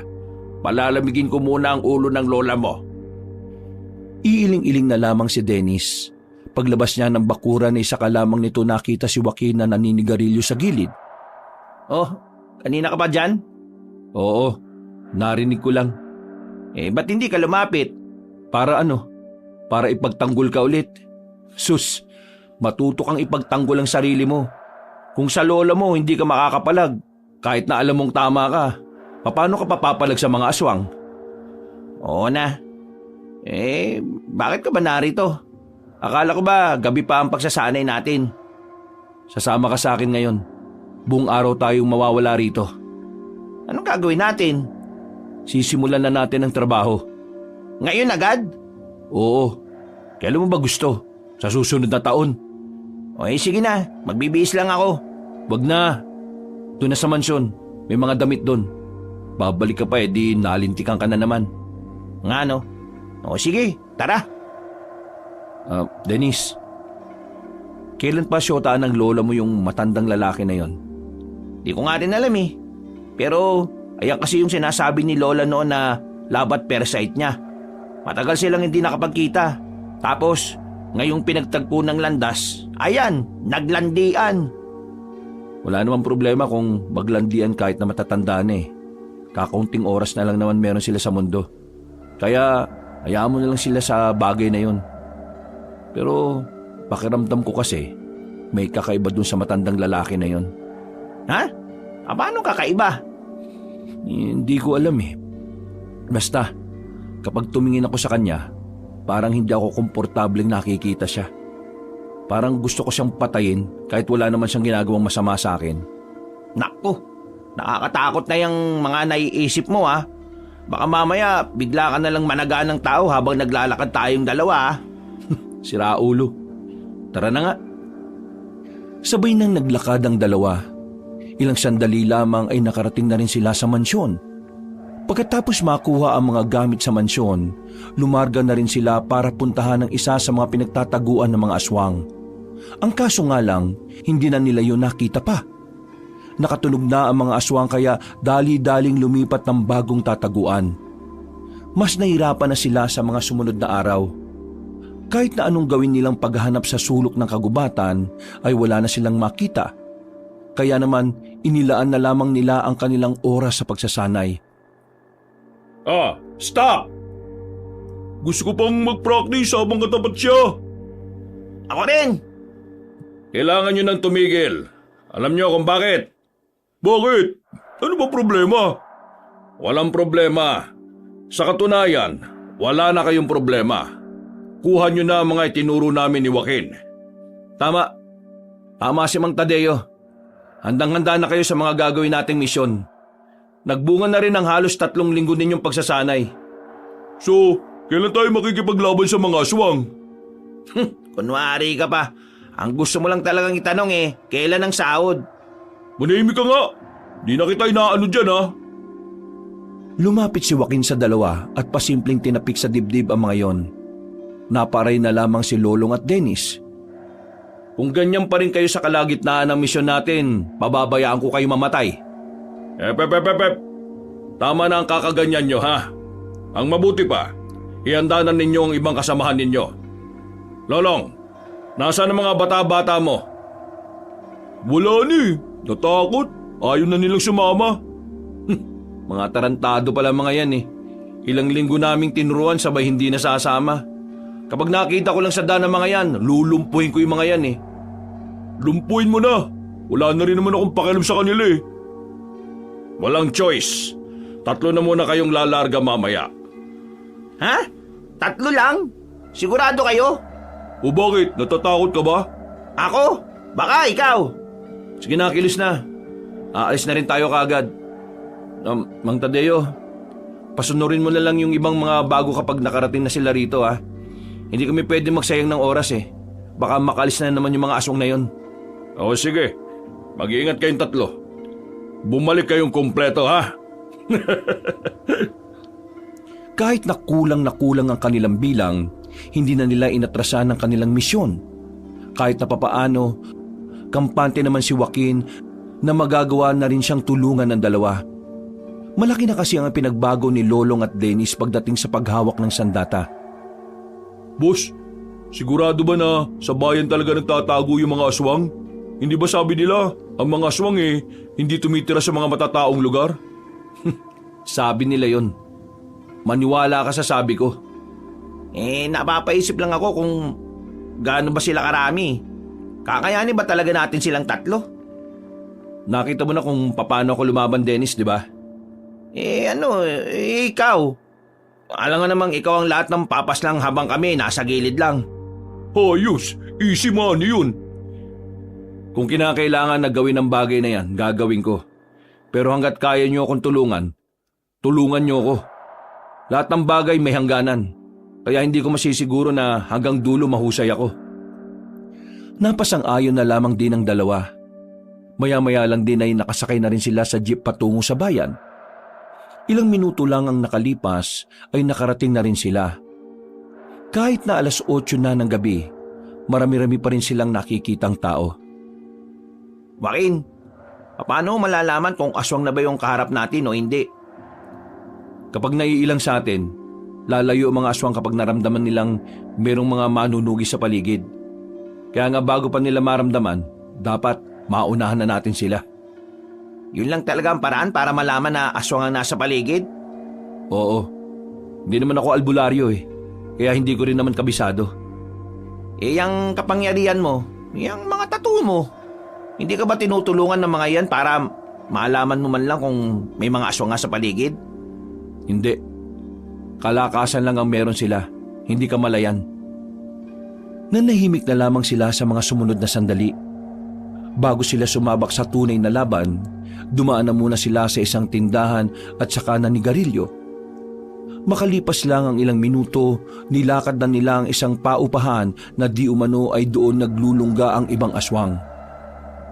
Diyan sa paupahan na yan, nasa loob ang mga salot. Anong gagawin natin? Kumalma muna kayo. Kailangan natin magpanggap muna ng mga simpleng tao lang. Lalapit tayo. Aalamin muna natin kung gaano sila karami. Huminga ng malalim si Lolong at Dennis. Nang nasa harapan na sila ng malaking paupahan, may nakasalubong silang isang lalaki. Napatingin yun sa kanilang harapan. Nagtataka habang nakatingin sa kanila. Oh, nailang. Malamang aswang yan. Bago pa makatakbo ang lalaking yon, hinugot na ni Joaquin ang kanyang itak. Walang pagdadalawang isip nitong hinugupit sa dibdib ang lalaki. Nang tamaan nito ay saktong nagbago ito ng anyo. Hindi pa nakontento si Joaquin. Tinarak niya agad ang itak sa dibdib ng aswang. Hindi ba tayo rito mababalita o malalagay sa dyaryo? Baka mamaya dami mo pang satsat. Pasukin na natin tong paupahan na to. Nauna nang naglakad si Joaquin. Pinasok na nito ang paupahan. Sa hagdanan pa lang, naririnig na niyang umaangil ang ibang aswang na naroon. Nung mga sandaling yon, ganadong-ganado na ang binata. Nararamdaman na rin niyang nag-iinit na ang mga burda niya sa katawan. Tila ba nag-uudyok ang mga yon na lagasin niya ang lahat ng naroon. Lahat na makikita nyo, patayin nyo! Paano kung taong iba sa kanila? Hindi ganyan umangil ang tao. Bilis! Pagsipa nila sa pinto, nakita nila ang dalawang aswang, babae at lalaki. Magkapatong. Hindi na nagsayang ng oras ang lalaking si Joaquin. Pinagpapapas lang niya ang mga nilalang na yon. Wala siyang awa. Walang pakundangan.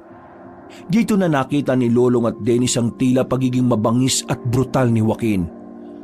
Wala silang makitang takot sa mukha ng binata. Sa halip, kaligayahan ang imaheng mailalarawan nila sa kung gaano kalapad ang ngiti ni Joaquin. Ayan na sila! Bumara sa pasilyo ang mga aswang. Pero dahil hindi umatras si Joaquin, napilitan na lamang ang dalawa na pumalag. Pinagana ni Joaquin ang kapangyarihan ng lawin. Umilaw ang imahe ng lawin sa kanyang braso. Mabilis siyang nakalapit sa mga aswang at agad niya itong pinagtatataga at pinagsasasaksak ng kanyang itak. Sa isang iglap lang, 5 aswang kagad ang bumulagta. Ganito, kung sino ang mas maraming mapapatay na aswang sa inyong dalawa, may dagdag na sahod. Ngumisi at napailing na lamang si Joaquin. Lumabas na sila ng paupahan nang makitang nagsilayasan na ang mga aswang. Nagsisigawan na rin ang mga ibang tao na nakakita sa mga nilalang na yun. Agad naman nilang hinabol ang mga aswang hanggang sa makarating sila sa isang bakanting lote. Naroon ang mga aswang. Hindi lang 5, kundi nasa 10 aswang ang naroon. Tila hinihintay lamang sila ng mga yun para kalabanin sila. Lolong, Dennis, kayo na dyan ha? Eh ikaw, anong gagawin mo? Wala, manunood. Nakarami na ako eh. Kaya kayo naman. Ano, sasahod lang kayo ng walang ginagawa?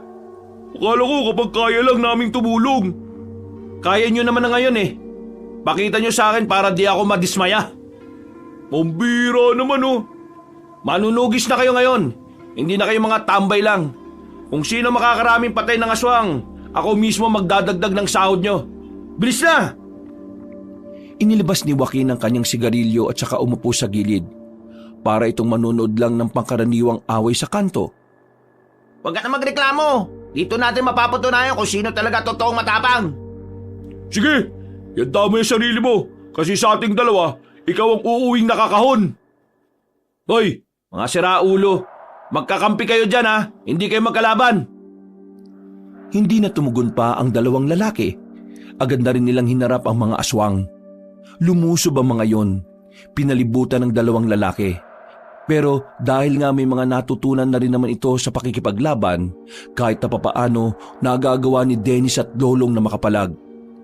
Tinatamaan nila ang kanilang kalaban, habang sila wala man lang galos kahit na isa. Oh, nakakadalawa na ako ha. Ako naman, nakakatatlo na. 3 na? Kung ganun, makakarami ako. Naunang lumusob ang lalaking si Lolong. Pumagitna ito sa mga aswang at agad na nagpakita ng mga magagandang galaw. Nasaksak nito ang isang aswang. Malapad ang ngiti nitong humarap kay Dennis. Pangatlo na rin ako! Uy, sa likuran mo! Nakatakbo agad si Dennis. Tinaga niya ang aswang at saka sinaksak din ng itak sa tiyan.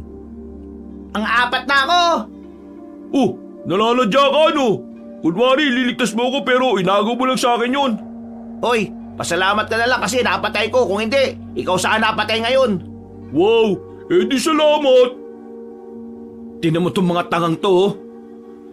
Sa kanilang pagtatalo, hindi na namalayan ni Dennis at Lolong na meron ng isang aswang sa gilid nila.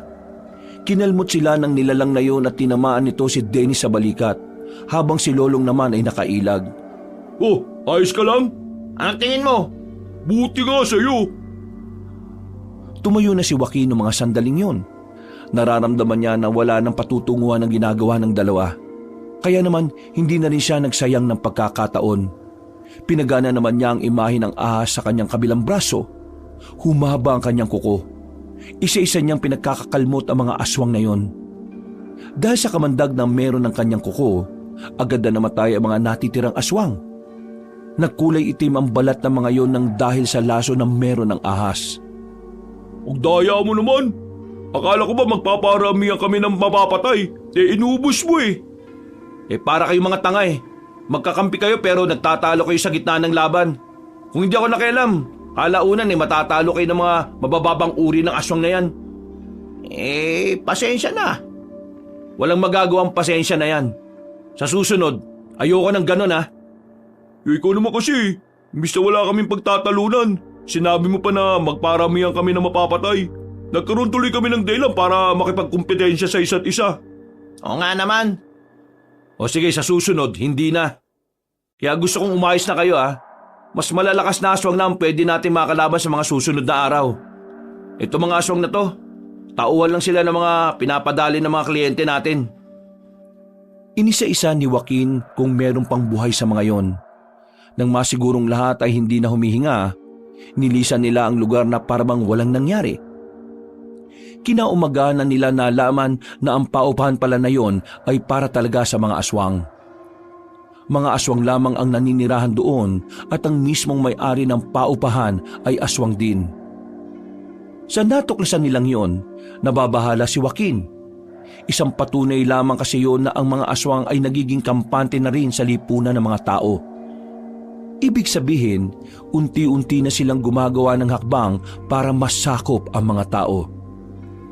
Umuwi na lamang sila sa mansyon. Wala si Mang Tadeo nang dumating sila roon. Kaya naman, kanya-kanyang asikaso na lamang sila sa mga sarili nila. Makalipas ang ilang minuto, magkakasama silang tumambay sa balkonahe ng mansyon. nagkakape. Tamang relax matapos makipagpatayan sa mababangis na nilalang. Di mo naman sinabi sa akin, boss, na may kapangyarihan ka pala. Sa pelikula ko lang napapanood yung mga ganyan eh. Angas mo, boss, ha? Huwag mo nga akong tinatawag na boss. Hindi ako amo rito, no? Pero ikaw ang pinakamalakas eh. Angas mo kaya. Paano ka ba nagkaroon ng ganyan? Nakwento ko na to kay Dennis. Sa kanya mo na lang tanungin. Uy, Dennis, sabihin mo naman sa akin, oh. Tsaka na, natamad ako magkwento. Hulaan mo na lang. Ikaw talaga kahit kailan, wala kang pakisama. Ikaw yung walang pakisama, no? Baka nakakalimutan mo. Tagal mo akong binubuli, ha? Ano ka ba? Tagal na nun, oh. Humingi na nga ako ng tawad sa'yo eh. Di ka ba maka-move on? Wala akong sinasabi na pinatawad na kita, no? Hoy, kayong dalawa magkakampi na kayo mula ngayon. Magkasama na kayo sa trabaho. At tandaan nyo, hindi lang natin to ginagawa para sa pera. Ginagawa na rin natin to para sa mga taong mahal natin at sa mga taong pilit nating hinihiwalay sa kapahamakan. Ang mga aswang na kinakalaban natin, sila ang magiging dahilan kung bakit magkakaroon ng kamatayan sa baryong to. Kaya kayong dalawa, sanayin nyo nang tingnan ng mga sarili nyo na bilang magkakampi. Kalimutan nyo na muna yung nakaraan. Saka na kayo magsuntukan kapag tapos na natin ang problemang ito. Joaquin, tatanong ko lang. May ideya na ba kayo kung sino yung tinuturing na pinuno ng mga aswang? Sa dami na ng napatay at nanakawan nilang mga negosyante, malamang sa malamang mahihirapan kaming malaman kung sino siya. Iba ang galawan ng aswang kapag may pera. Sinasabi mo bang nakakaroon din sila ng koneksyon sa mga matataas na tao? Hindi malabo. Kaya nga hindi ito magiging madali. Lalo na ngayon, 3 pa lang tayong lumalaban. Wala pang ibang inaasahan natin na makakasama natin. Alam nyo, sa totoo lang, duwag talaga akong tao eh. Kaya ako naging bully kasi yun yung paraan ko para itago kung gaano ko kaduwag. Kaya nga ngayon, kahit na iniwan ako ng mga barkada ko sa labang ito, hindi ako matras eh. Kasi gusto kong malagpasan yung kaduwagan ko. Unang tingin ko pa lang sa'yo, alam ko na ikaw yung tipo ng taong hindi makakapalag sa mas malakas. Pero hindi kita tiningnan bilang mahina. Tama yung ginagawa mo. Tama lang na ginugusto mong lagpasan ng mga bagay na alam mong nagiging hadlang sa pag-unlad mo. Hindi ka hinaan ng kaduwagan. Ang kaduwagan ay isang parte ng buhay ng tao na maaaring maging daan para malaman mo kung gaano ka katapang. Walang matapang na matapang kaagad. Minsan, sa buhay nating lahat, naranasan nating matakot. Naranasan nating panghinaan ng loob. Pero alam nyo kung anong mahalaga dito? Yun na yung handa kang lagpasan ng mga bagay na kinatatakutan mo. Yung mga sundalo, lahat yan may kaduwagan yan bago sila humawak ng baril. Yung mga piloto, nakaramdam din yan ng pagkalula bago umere. At kahit tayo ng mga bata pa tayo, natakot muna tayo bago tayo matuli. Kasi, tao lang din tayo eh. Hindi tayo ginawang matibay kaagad. Dahil ang katibayan ay nabubuo base sa mga bagay na nararanasan at pinaniniwalaan natin. At kung maniniwala kayo palagi na kakayanin nyo mga hamon sa inyo, edi hindi kayo magiging mahina. Napatango na lamang ang 2 binata sa mga sinabi ni Joaquin. Kahit na papaano, gumaan na rin ang pakiramdam ni Lolong. Tumaas ang kanyang moral dahil sa mga magagandang salita ng kanilang narinig. Kinabukasan ng umaga na sila bumalik ng baryo. Pagdaan nila sa bahay nila Dennis, isang balita ang sumalubong sa binata.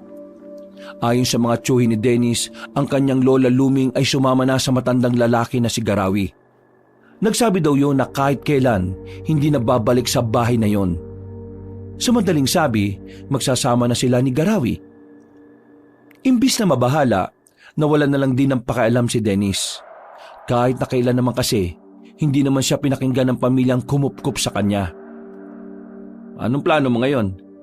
Wala naman ako magagawa eh. Magkasama na sila, di bahala na sila. Oh, dito na muna ako. Uwihan ko lang muna yung kapatid ko. Tumango na lamang si Dennis. Naglakad na lang din si Joaquin patungo sa kanilang bahay. Inabutan niya si Gandara na nagluluto na ng kanilang agahan. Sabog-sabog pa ang mahaba nitong buhok. Ikaw Morning ka na umuwi Di mo ba knows na delikado na ang life now? Kalat na ngayon ang balita, no? Yung nangyari sa bayan, maraming aswangit ang pinatay sa isang paupahan. Ang sabi ng ibang nakakita, may 3 lalaki daw na pumuksa sa mga yon. Ay nako, sino kaya yung 3 lalaki na ite? Di ba sila natakot sa mga monster? Ayos lang naman ako. Ikaw ang mag-ingat kasi hindi mo kayang protekta ng sarili mo. Haller, ako? Di ko kaya protect ang aking self? Hindi mo sure ha? Hindi ako nakikipagbiruan ha. Seryoso ako, Gabriel. Kapag sinabi ko mag-ingat ka talaga. Okay, sabi mo Pero ano yung gasgas sa braso mo, brother? Wala yan. Basta. Ano nga? Sige na, matutulog na muna ako. Pakigising na lang ako ng bandang 4:00 ng hapon. Naging mahimbing naman ang tulog ni Joaquin ng mga sandaling yon.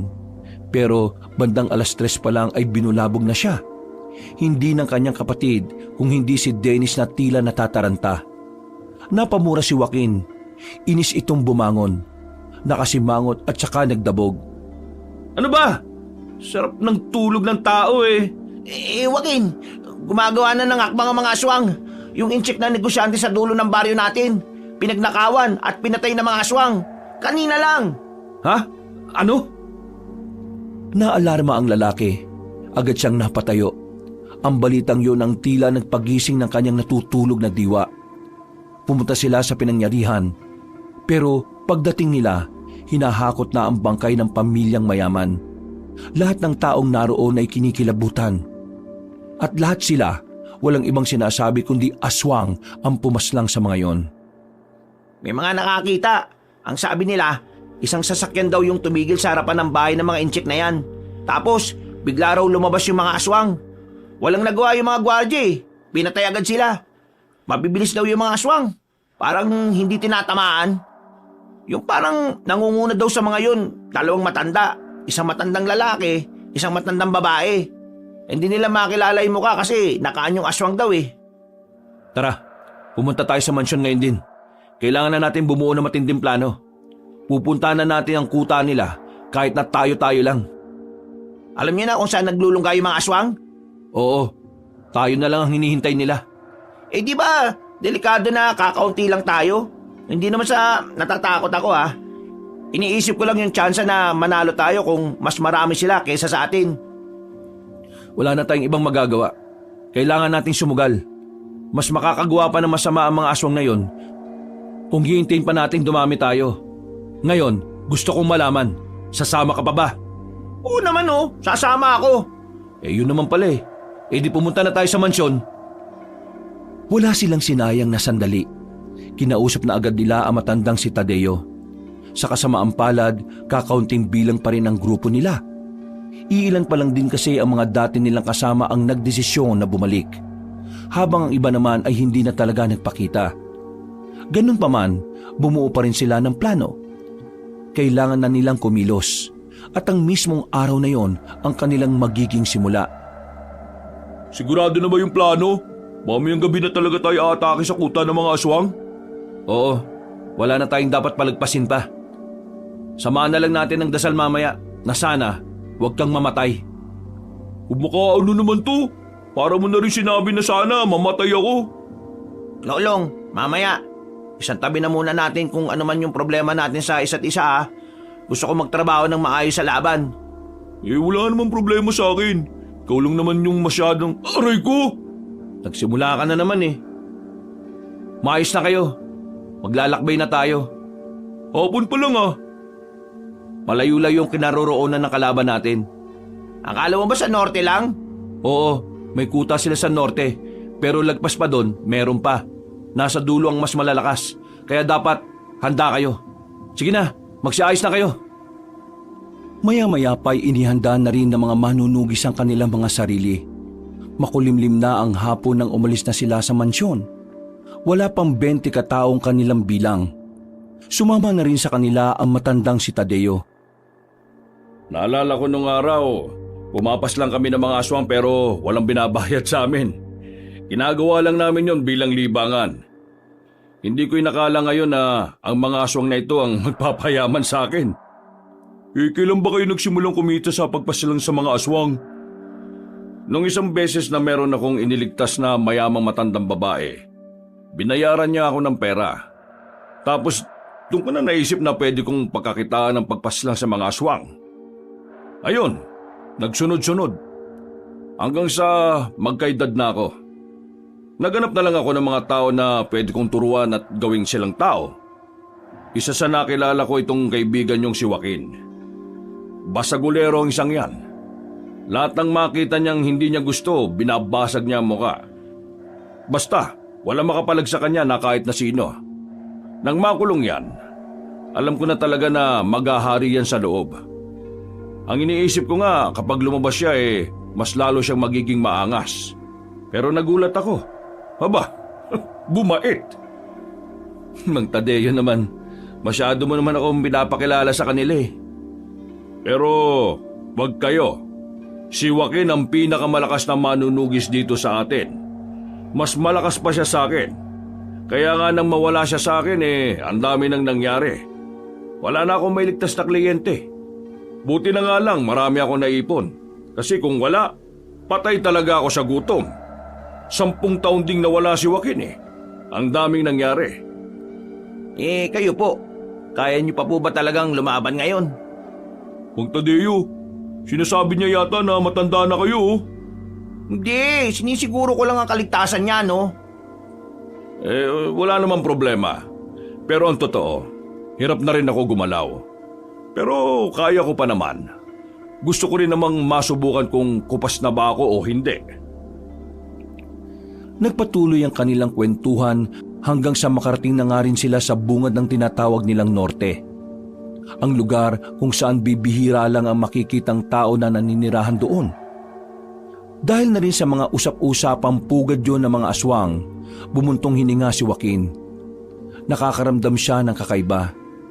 Ang dati mga imahe sa katawan niya na walang pakialam, tila tumutugon sa mga mabibigat na presensya sa paligid. Joaquin, yung mga tattoo mo, kumikinang. Anong ibig sabihin yan? Ngayon ko lang din to naramdaman, pero mukhang nagbibigay sila ng babala. Kung ganon iandaan nyo na mga sarili ninyo. Paunahan na lang mamatay. Biro lang seryoso kayo masyado Maya-maya, meron na silang natanaw na isang malaking baryo. Hindi kumukulo ang langis na kanilang daladala. Kaya nagtaka sila at tumigil na muna sa di kalayuan. Nakakapagtaka. Parang walang nangyayari sa langis Sigurado ka bang epektibo yan? O baka napeke ka na naman ng mga albularyo? Hindi. Totoo ito. Hindi to peke. Galing to sa malupit na albularyo ng Visayas. Kilala ko siya. Kaya hindi niya ako pwedeng lokohin. Hindi kaya mga uri ng aswang na talagang hindi tinatablan ng mga ganyan yan? Posible ang sinasabi mo, Dennis. Kung ganon, hindi pala tayo makakasiguro kung aswang ba o hindi ang mga nasa baryong yan. Anong gagawin natin ngayon? Di papasok pa rin tayo sa baryo. Kung sakali mang aswang nga mga nandyan, dapat lang alerto tayo. Tandaan nyo malalaman natin na aswang ang mga yan kapag muling nagparamdam ang mga burda ko sa katawan. Hindi sila nagpapigil sa ideyang baka aswang ang mga naroon. Lakas loob silang lumapit. Nang nasa bungad na sila, nakatingin sa kanila ang mga taong nasa kani-kanilang bakuran. Tila nagtataka. Tila kinikilala ang kanilang mga muka. Tingnan niyo sila ang sasama ng tingin sa atin. Parang may mga gagawing masama Eto, handa na. Nagpaparamdam na ang mga burda ko. Nakita nilang umilaw ang tattoo ni Joaquin na ahas, lawin, palaka, pusa, musang, at maging ang nakatagong burda niya na leon ay nagliwanag na rin. Masyadong mabilis ang nangyari. Bigla na lamang silang inatake ng mga naroon. Sabay-sabay na nagpalit ng anyo. Batayan na! Kahit nakakaunti lamang ang kanilang bilang, hindi yun naging hadlang para malagay sila sa alanganin. Sa pamamagitan ng kanilang kahusayan, unti-unti nilang natatalo ang mga aswang. Dumating na sa puntong tila hindi na lumalapit ang mga naroon. Nakakalabang tayo! Huwag kayo maging kampante. Paparating na ang iba. Mas malalakas. Naalarma na sila sa kanilang mga narinig. Pero ang mas ikinagulat ni Dennis ay ang paglitaw ni Aling Luming at Garawi sa lugar na yon. Nakangiti pang matandang babae habang nakakbay dito si Garawi. La, anong ginagawa niyo dyan? Bakit nandito kayo? Luming, hindi ko alam na talagang mahina palang pangunawa ng apo mo na yan Kaya nga inis na inis ako dyan Bakit ko pa kasi tinanggap yan Wala namang kwenta. Sabi mo sa akin, anong ibig sabihin nito, La? Ako at ang lola mo ay nagsasama na. Kami na mag-ahari sa probinsyang ito. Hindi mo pa rin gets. Kaming dalawa ay parehong aswang. Aswang? Bakit? Bakit tinakaganyan? Gusto ko pang humaba ang buhay ko para makasama si Garawi ng mas matagal. At mangyayari lang yon kapag naging aswang ako. Kaya pala una pa lang hindi na maganda pakiramdam ko sa syota ng lola mo, Dennis Wala na tayong magagawa sa kanya Kailangan na nating patayin pati lola ko. aswang na ang lola mo. Sa trabaho natin, aswang ang mga pinapaslang natin. Dennis, kahit noong normal na tao pa lang siya, hindi ka naman niya tinrato na parang tao Hindi na siya magbabago. Kung ahayaan nating mabuhay ang isang yan, baka perwisyo pa yan. Ang dami mong shot-shot! Bigla na lamang lumundag na mataas sa matandang babae palapit sa kanila. Sa puntong ito, muling sumiklab na ang gulo sa pagitan ng mga manunugis at aswang. Patayan lang ang makikita sa buong paligid. Papatay na kita, Dennis! Total, kahit kailan naman hindi kita napakinabangan! La, makinig ka sa akin! Wala akong pakikinggan sa'yo! Inatake ni Aling Luming ang kanyang sariling apo. Walang ibang ginagawa si Dennis kundi ang umilag lamang. Nang makita ni Joaquin na mapapatay na ng matandang babae si Dennis, gumawa na rin ng paraan si Joaquin. Pinagana nito ang imahe ng lawin sa kanyang braso. Mabilis siyang nakalapit kay Aling Luming. Nahawakan ni Joaquin ang kamay na matanda na may mahahabang kuko. Umalis ka dyan! Walang kahirap-hirap na pinaslang ni Joaquin ang matandang babae. Itinarak niya agad ang itak sa dibdib nito ng 3 ulit. Nanlalaki ang mga mata ni Dennis. Habang ang matandang si Garawi naman ay hindi rin makapaniwala na napas lang ang kanyang minamahal. Namuo ang galit sa puso ni Garawi. Dahilan para magsimula na rin itong makapagpalit ng anyo. Mang Tadeo, Lolong, kayo na sa iba. Ako nang bahala dito sa pinuno nila. Bakit? Bakit mo pinatay si Lola? Gumisi ka na sa katotohanan. Hindi na siya ang lola mo. Kailangan mong tanggapin na hanggang sa mga puntong ito, wala kang halaga sa kanya. Huwag mong sayangin ang buhay mo para lang sa tao kagaya niya. Gumising ka! Kailangan mo... Hindi na naituloy pa ni Joaquin ang kanyang sasabihin nang maramdaman na niya si Garawi sa kanyang gilid. Dinakma siya nito at kinaladkad papasok ng kagubatan. Dahil hindi siya nakapaganda, maagang nabugbog ang kanyang katawan. Sira-sira ang damit niya dahil sa pagkakasadsad. Hindi pa nakontento matandang si Garawi. Pinagsusuntok siya ng marami sa katawan at sa muka. Sa isang iglap lang, matinding galos na kagad ang tinamo ni Joaquin. Nang makakuha ng tamang tiyempo, gegewang-gewang na nakadistansya ang binata. Pinaslang mo ang pinakamamahal kong babae! Magbabayad ka ngayon! Pinabati kita! Nagawa mo akong unahan! Huwag ka lang magsalita! Tinanggal na muna ni Joaquin ang kanyang damit. Saka biglang nagliwanag ang kanyang likuran. Ang imahe ng isang leon na matagal na niyang hindi nagagamit. Alam mo bang dapat matagal ko nang naubos sa mga aswang? Ang kaso nakulong ako Tapos, ang hirap ang hanapin ng pinuno nila. Hindi ko inakala na minsan na rin pala tayo nagkaharap. Ngayon, sisiguraduhin ko na sa ating dalawa, ikaw ang mabubulok sa ilalim ng lupa. Gigil na lumapit sa kanya ang matandang aswang. Mabangis ito, mabilis.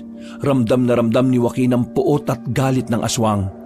Pero sa mga sandaling ito, mas malakas na rin si Joaquin. Kakaiba ang lakas na binibigay sa kanya ng burdang leon sa kanyang likuran. Nagsalubong sila sa ere. Pagsuntok ni Garawi sa kanya, nailagan niya yon. Pagbagsak nila, dito na hinablot ni Joaquin ang ulo na matanda. Malakas niya itong isinubsob sa lupa. Pinalabas din ni Joaquin ang kanyang kuko na tila kasing talim ng saliyon. Kinalmot niya si Garawi at tinamaan yun sa dibdib. Agad itong napadistansya. Pero hindi man lang ito nabahala kahit tumatagas na ang dugo nito. Akala mo magpapatalo ko sa'yo? Hindi! Mas lalong bumilis sa matandang aswang. Kumpara sa mga naunang minuto, mas mabilis at maliksi na ito kung kumilos. Maya-maya pa, tinamaan na rin siya ng aswang sa kaliwang braso. Paglingon niya sa likuran, kinalmot din siya nito sa likod. Naramdaman niya ang sakit. Hindi niya may kakailayon dahil napansin din yun ng kanyang kalaban. Kulang pa yan! Kulang pa yan para sa ginawa mong pagpigil sa pagmamahalan naming dalawa! Wala kang karapatang magmahal kung puro kasamaan lang ang ginagawa mo. Marami ka ng pinatay na negosyante. Ikaw ang magbabayad ngayong gabi. Itaga mo yan sa bato! Umilaw ang mata ni Joaquin. Lumabas din ang mga buhok sa kanyang katawan. Humaba ang mga kuko niya at nagkaroon din siya ng buntot. Sa mga puntong ito, ramdam na ni Joaquin ang kapangyarihan ng isang leon. Bago ka mawala sa mundong ito, gusto ko lang magpakilala. Ako si Joaquin. Ako si Joaquin Bordado, ang mortal na maghahatid sa iyo sa impyerno! Nagulat na lamang si Garawi nang biglang makarating na agad si Joaquin sa kanyang likuran. Hindi na nakailag ang matandang lalaki. Tinarak na ni Joaquin ang mahahaba niyang kuko. Hindi pa ito nakontento at kinalmot niya pa yon sa bandang balikat. Sa mga sandaling yon, tila nawala ang angas ng kalaban ni Joaquin. Nabahala ito para sa sariling kaligtasan. Naramdaman ni Garawi kung gaano kalayo ang agwat nila ni Joaquin. Anong klaseng nilalang ka? Ako magiging hatol mo ngayong gabi, aswang. Ihatid na kita kung saan ka man dapat naroon. Mas sumaba pa ang kuko ni Joaquin sa mga sandaling yon. Mabilis itong nakalapit. Agad namang itinarak ni Joaquin ang kanyang mahahabang kuko sa mismong dibdib ni Garawi. Wala nang nagawa ang matandang lalaki dahil sa kakaiba niyang bilis. At sa mga sandaling yon, tuluyan na ngang natalo ang matandang aswang. Marami itong napaluhod hanggang sa napahiga na sa lupa habang sumusuka ng itim na dugo. Hanggang dito na lang ang kasamaan mo. Magpaalam ka na sa mundong ito. Maya-maya pa ay tuluyan na ngang nalagutan ng hininga ang aswang. Bumuntong hininga na lamang si Joaquin. Bigla niyang naramdaman ng panghihina. Sa paggamit niya kasi sa pinakamalakas niyang burda sa katawan, tila hinigop din ito ang kalakasan niya. Sinasabi ko na nga be. Napahiga na lang din siya sa lupa. Nakaramdam siya ng pagkahilo hanggang sa tuluyan na nga siyang nawala ng malay. Nang magising siya ay nakabalik na sila sa mansyon. Umaga na, tapos na rin ang laban. At ayon kay Mang Tadeo, natalo na rin nila ang mga aswang. Nakabalik naman na ang lakas ni Joaquin ng mga sandaling yon. Kinaya na niya ulit makabangon at makapaglakad na maayos. Nasaan si Dennis? Kagabi pa yun umuwi. Hindi nga kami kinikibo eh. Saan ka naman pupunta? Kakabalik lang ng lakas mo Magpahinga ka na muna. Oo nga. Tsaka natalo na natin ang mga aswang. Siguro naman, ayos lang na magdiwang tayo, no? Sige na, mauna na kayo. Kailangan kong kausapin si Dennis. Lumabas ng bahay ang lalaki. Umuwi siya sa kanilang baryo at agad din naman niyang nakita si Dennis na naglalakad. Hinabol niya ito at tinapik sa balikat. Dennis, patawarin mo ako sa ginawa ko Pero sana maintindihan mo na kung hindi ko yung ginawa, ikaw naman ang namatay. Joaquin, di naman ako galit sa iyo Wala akong samaan ng loob. Malungkot ako kasi tama ka Kailangan kong tanggapin na kailangan mawala si Lola. Alam mo, Lola ko pa rin siya Kahit ganun siya sa akin, may pagmamahal pa rin ako sa kanya. Pero siguro nga, may mga taong kailangan na lang din nating kalimutan para makausad tayo. Unti-unti kong tatanggapin ang mga nangyari. Huwag kang mag-alala, kakayanin ko rin naman to O yun naman pala Tara, sumama ka na sa akin. Mamaya may pahanda si Mang Tadeo sa mansyon. Salo-salo. Sige, Gutom na rin kasi ako eh. Aalis na sana ang dalawa nang biglang dumating naman ang Becky na si Gandara. Hinarang sila nitong dalawa. Oy, buti naman nakita ko kayong dalawa, no? Diyos ko naman to. Tulungan niyo naman muna, Kes, magbuhat ng bigas. Visit ka, kuya, ha? Di mo naman sinabi na ngayon darating mga bigas na binili mo. Ay, oo nga pala. Tara, tulungan nga muna natin tong taong to. Kailan mo aaminin sa kanya yung tungkol sa pagiging manunugis mo? Kapag nalaman niya, saka ako aamin. Ay wow! Nagkwentuhan pa ang mga person. Hoy, gora na as, no? Nauna nang naglakad ang Becky na si Gandara. Napapangiti na lamang si Joaquin at Dennis. Mula nang matalo nila ang mga aswang, itinuon na ni Joaquin ang buhay niya sa pag-aalaga at pag-aasikaso sa kanyang kapatid. Wala siyang pakialam kung ano ang kasarian nito. Nangako siya sa harapan ng puntod ng kanilang ina na kahit na anong mangyari, siya ang taong poprotekta kay Gandara. Hindi niya ito hahayaang masaktan ng kung sino, lalong-lalo na ng mga aswang. Wakas. Matagal na nakulong si Joaquin Bordado dahil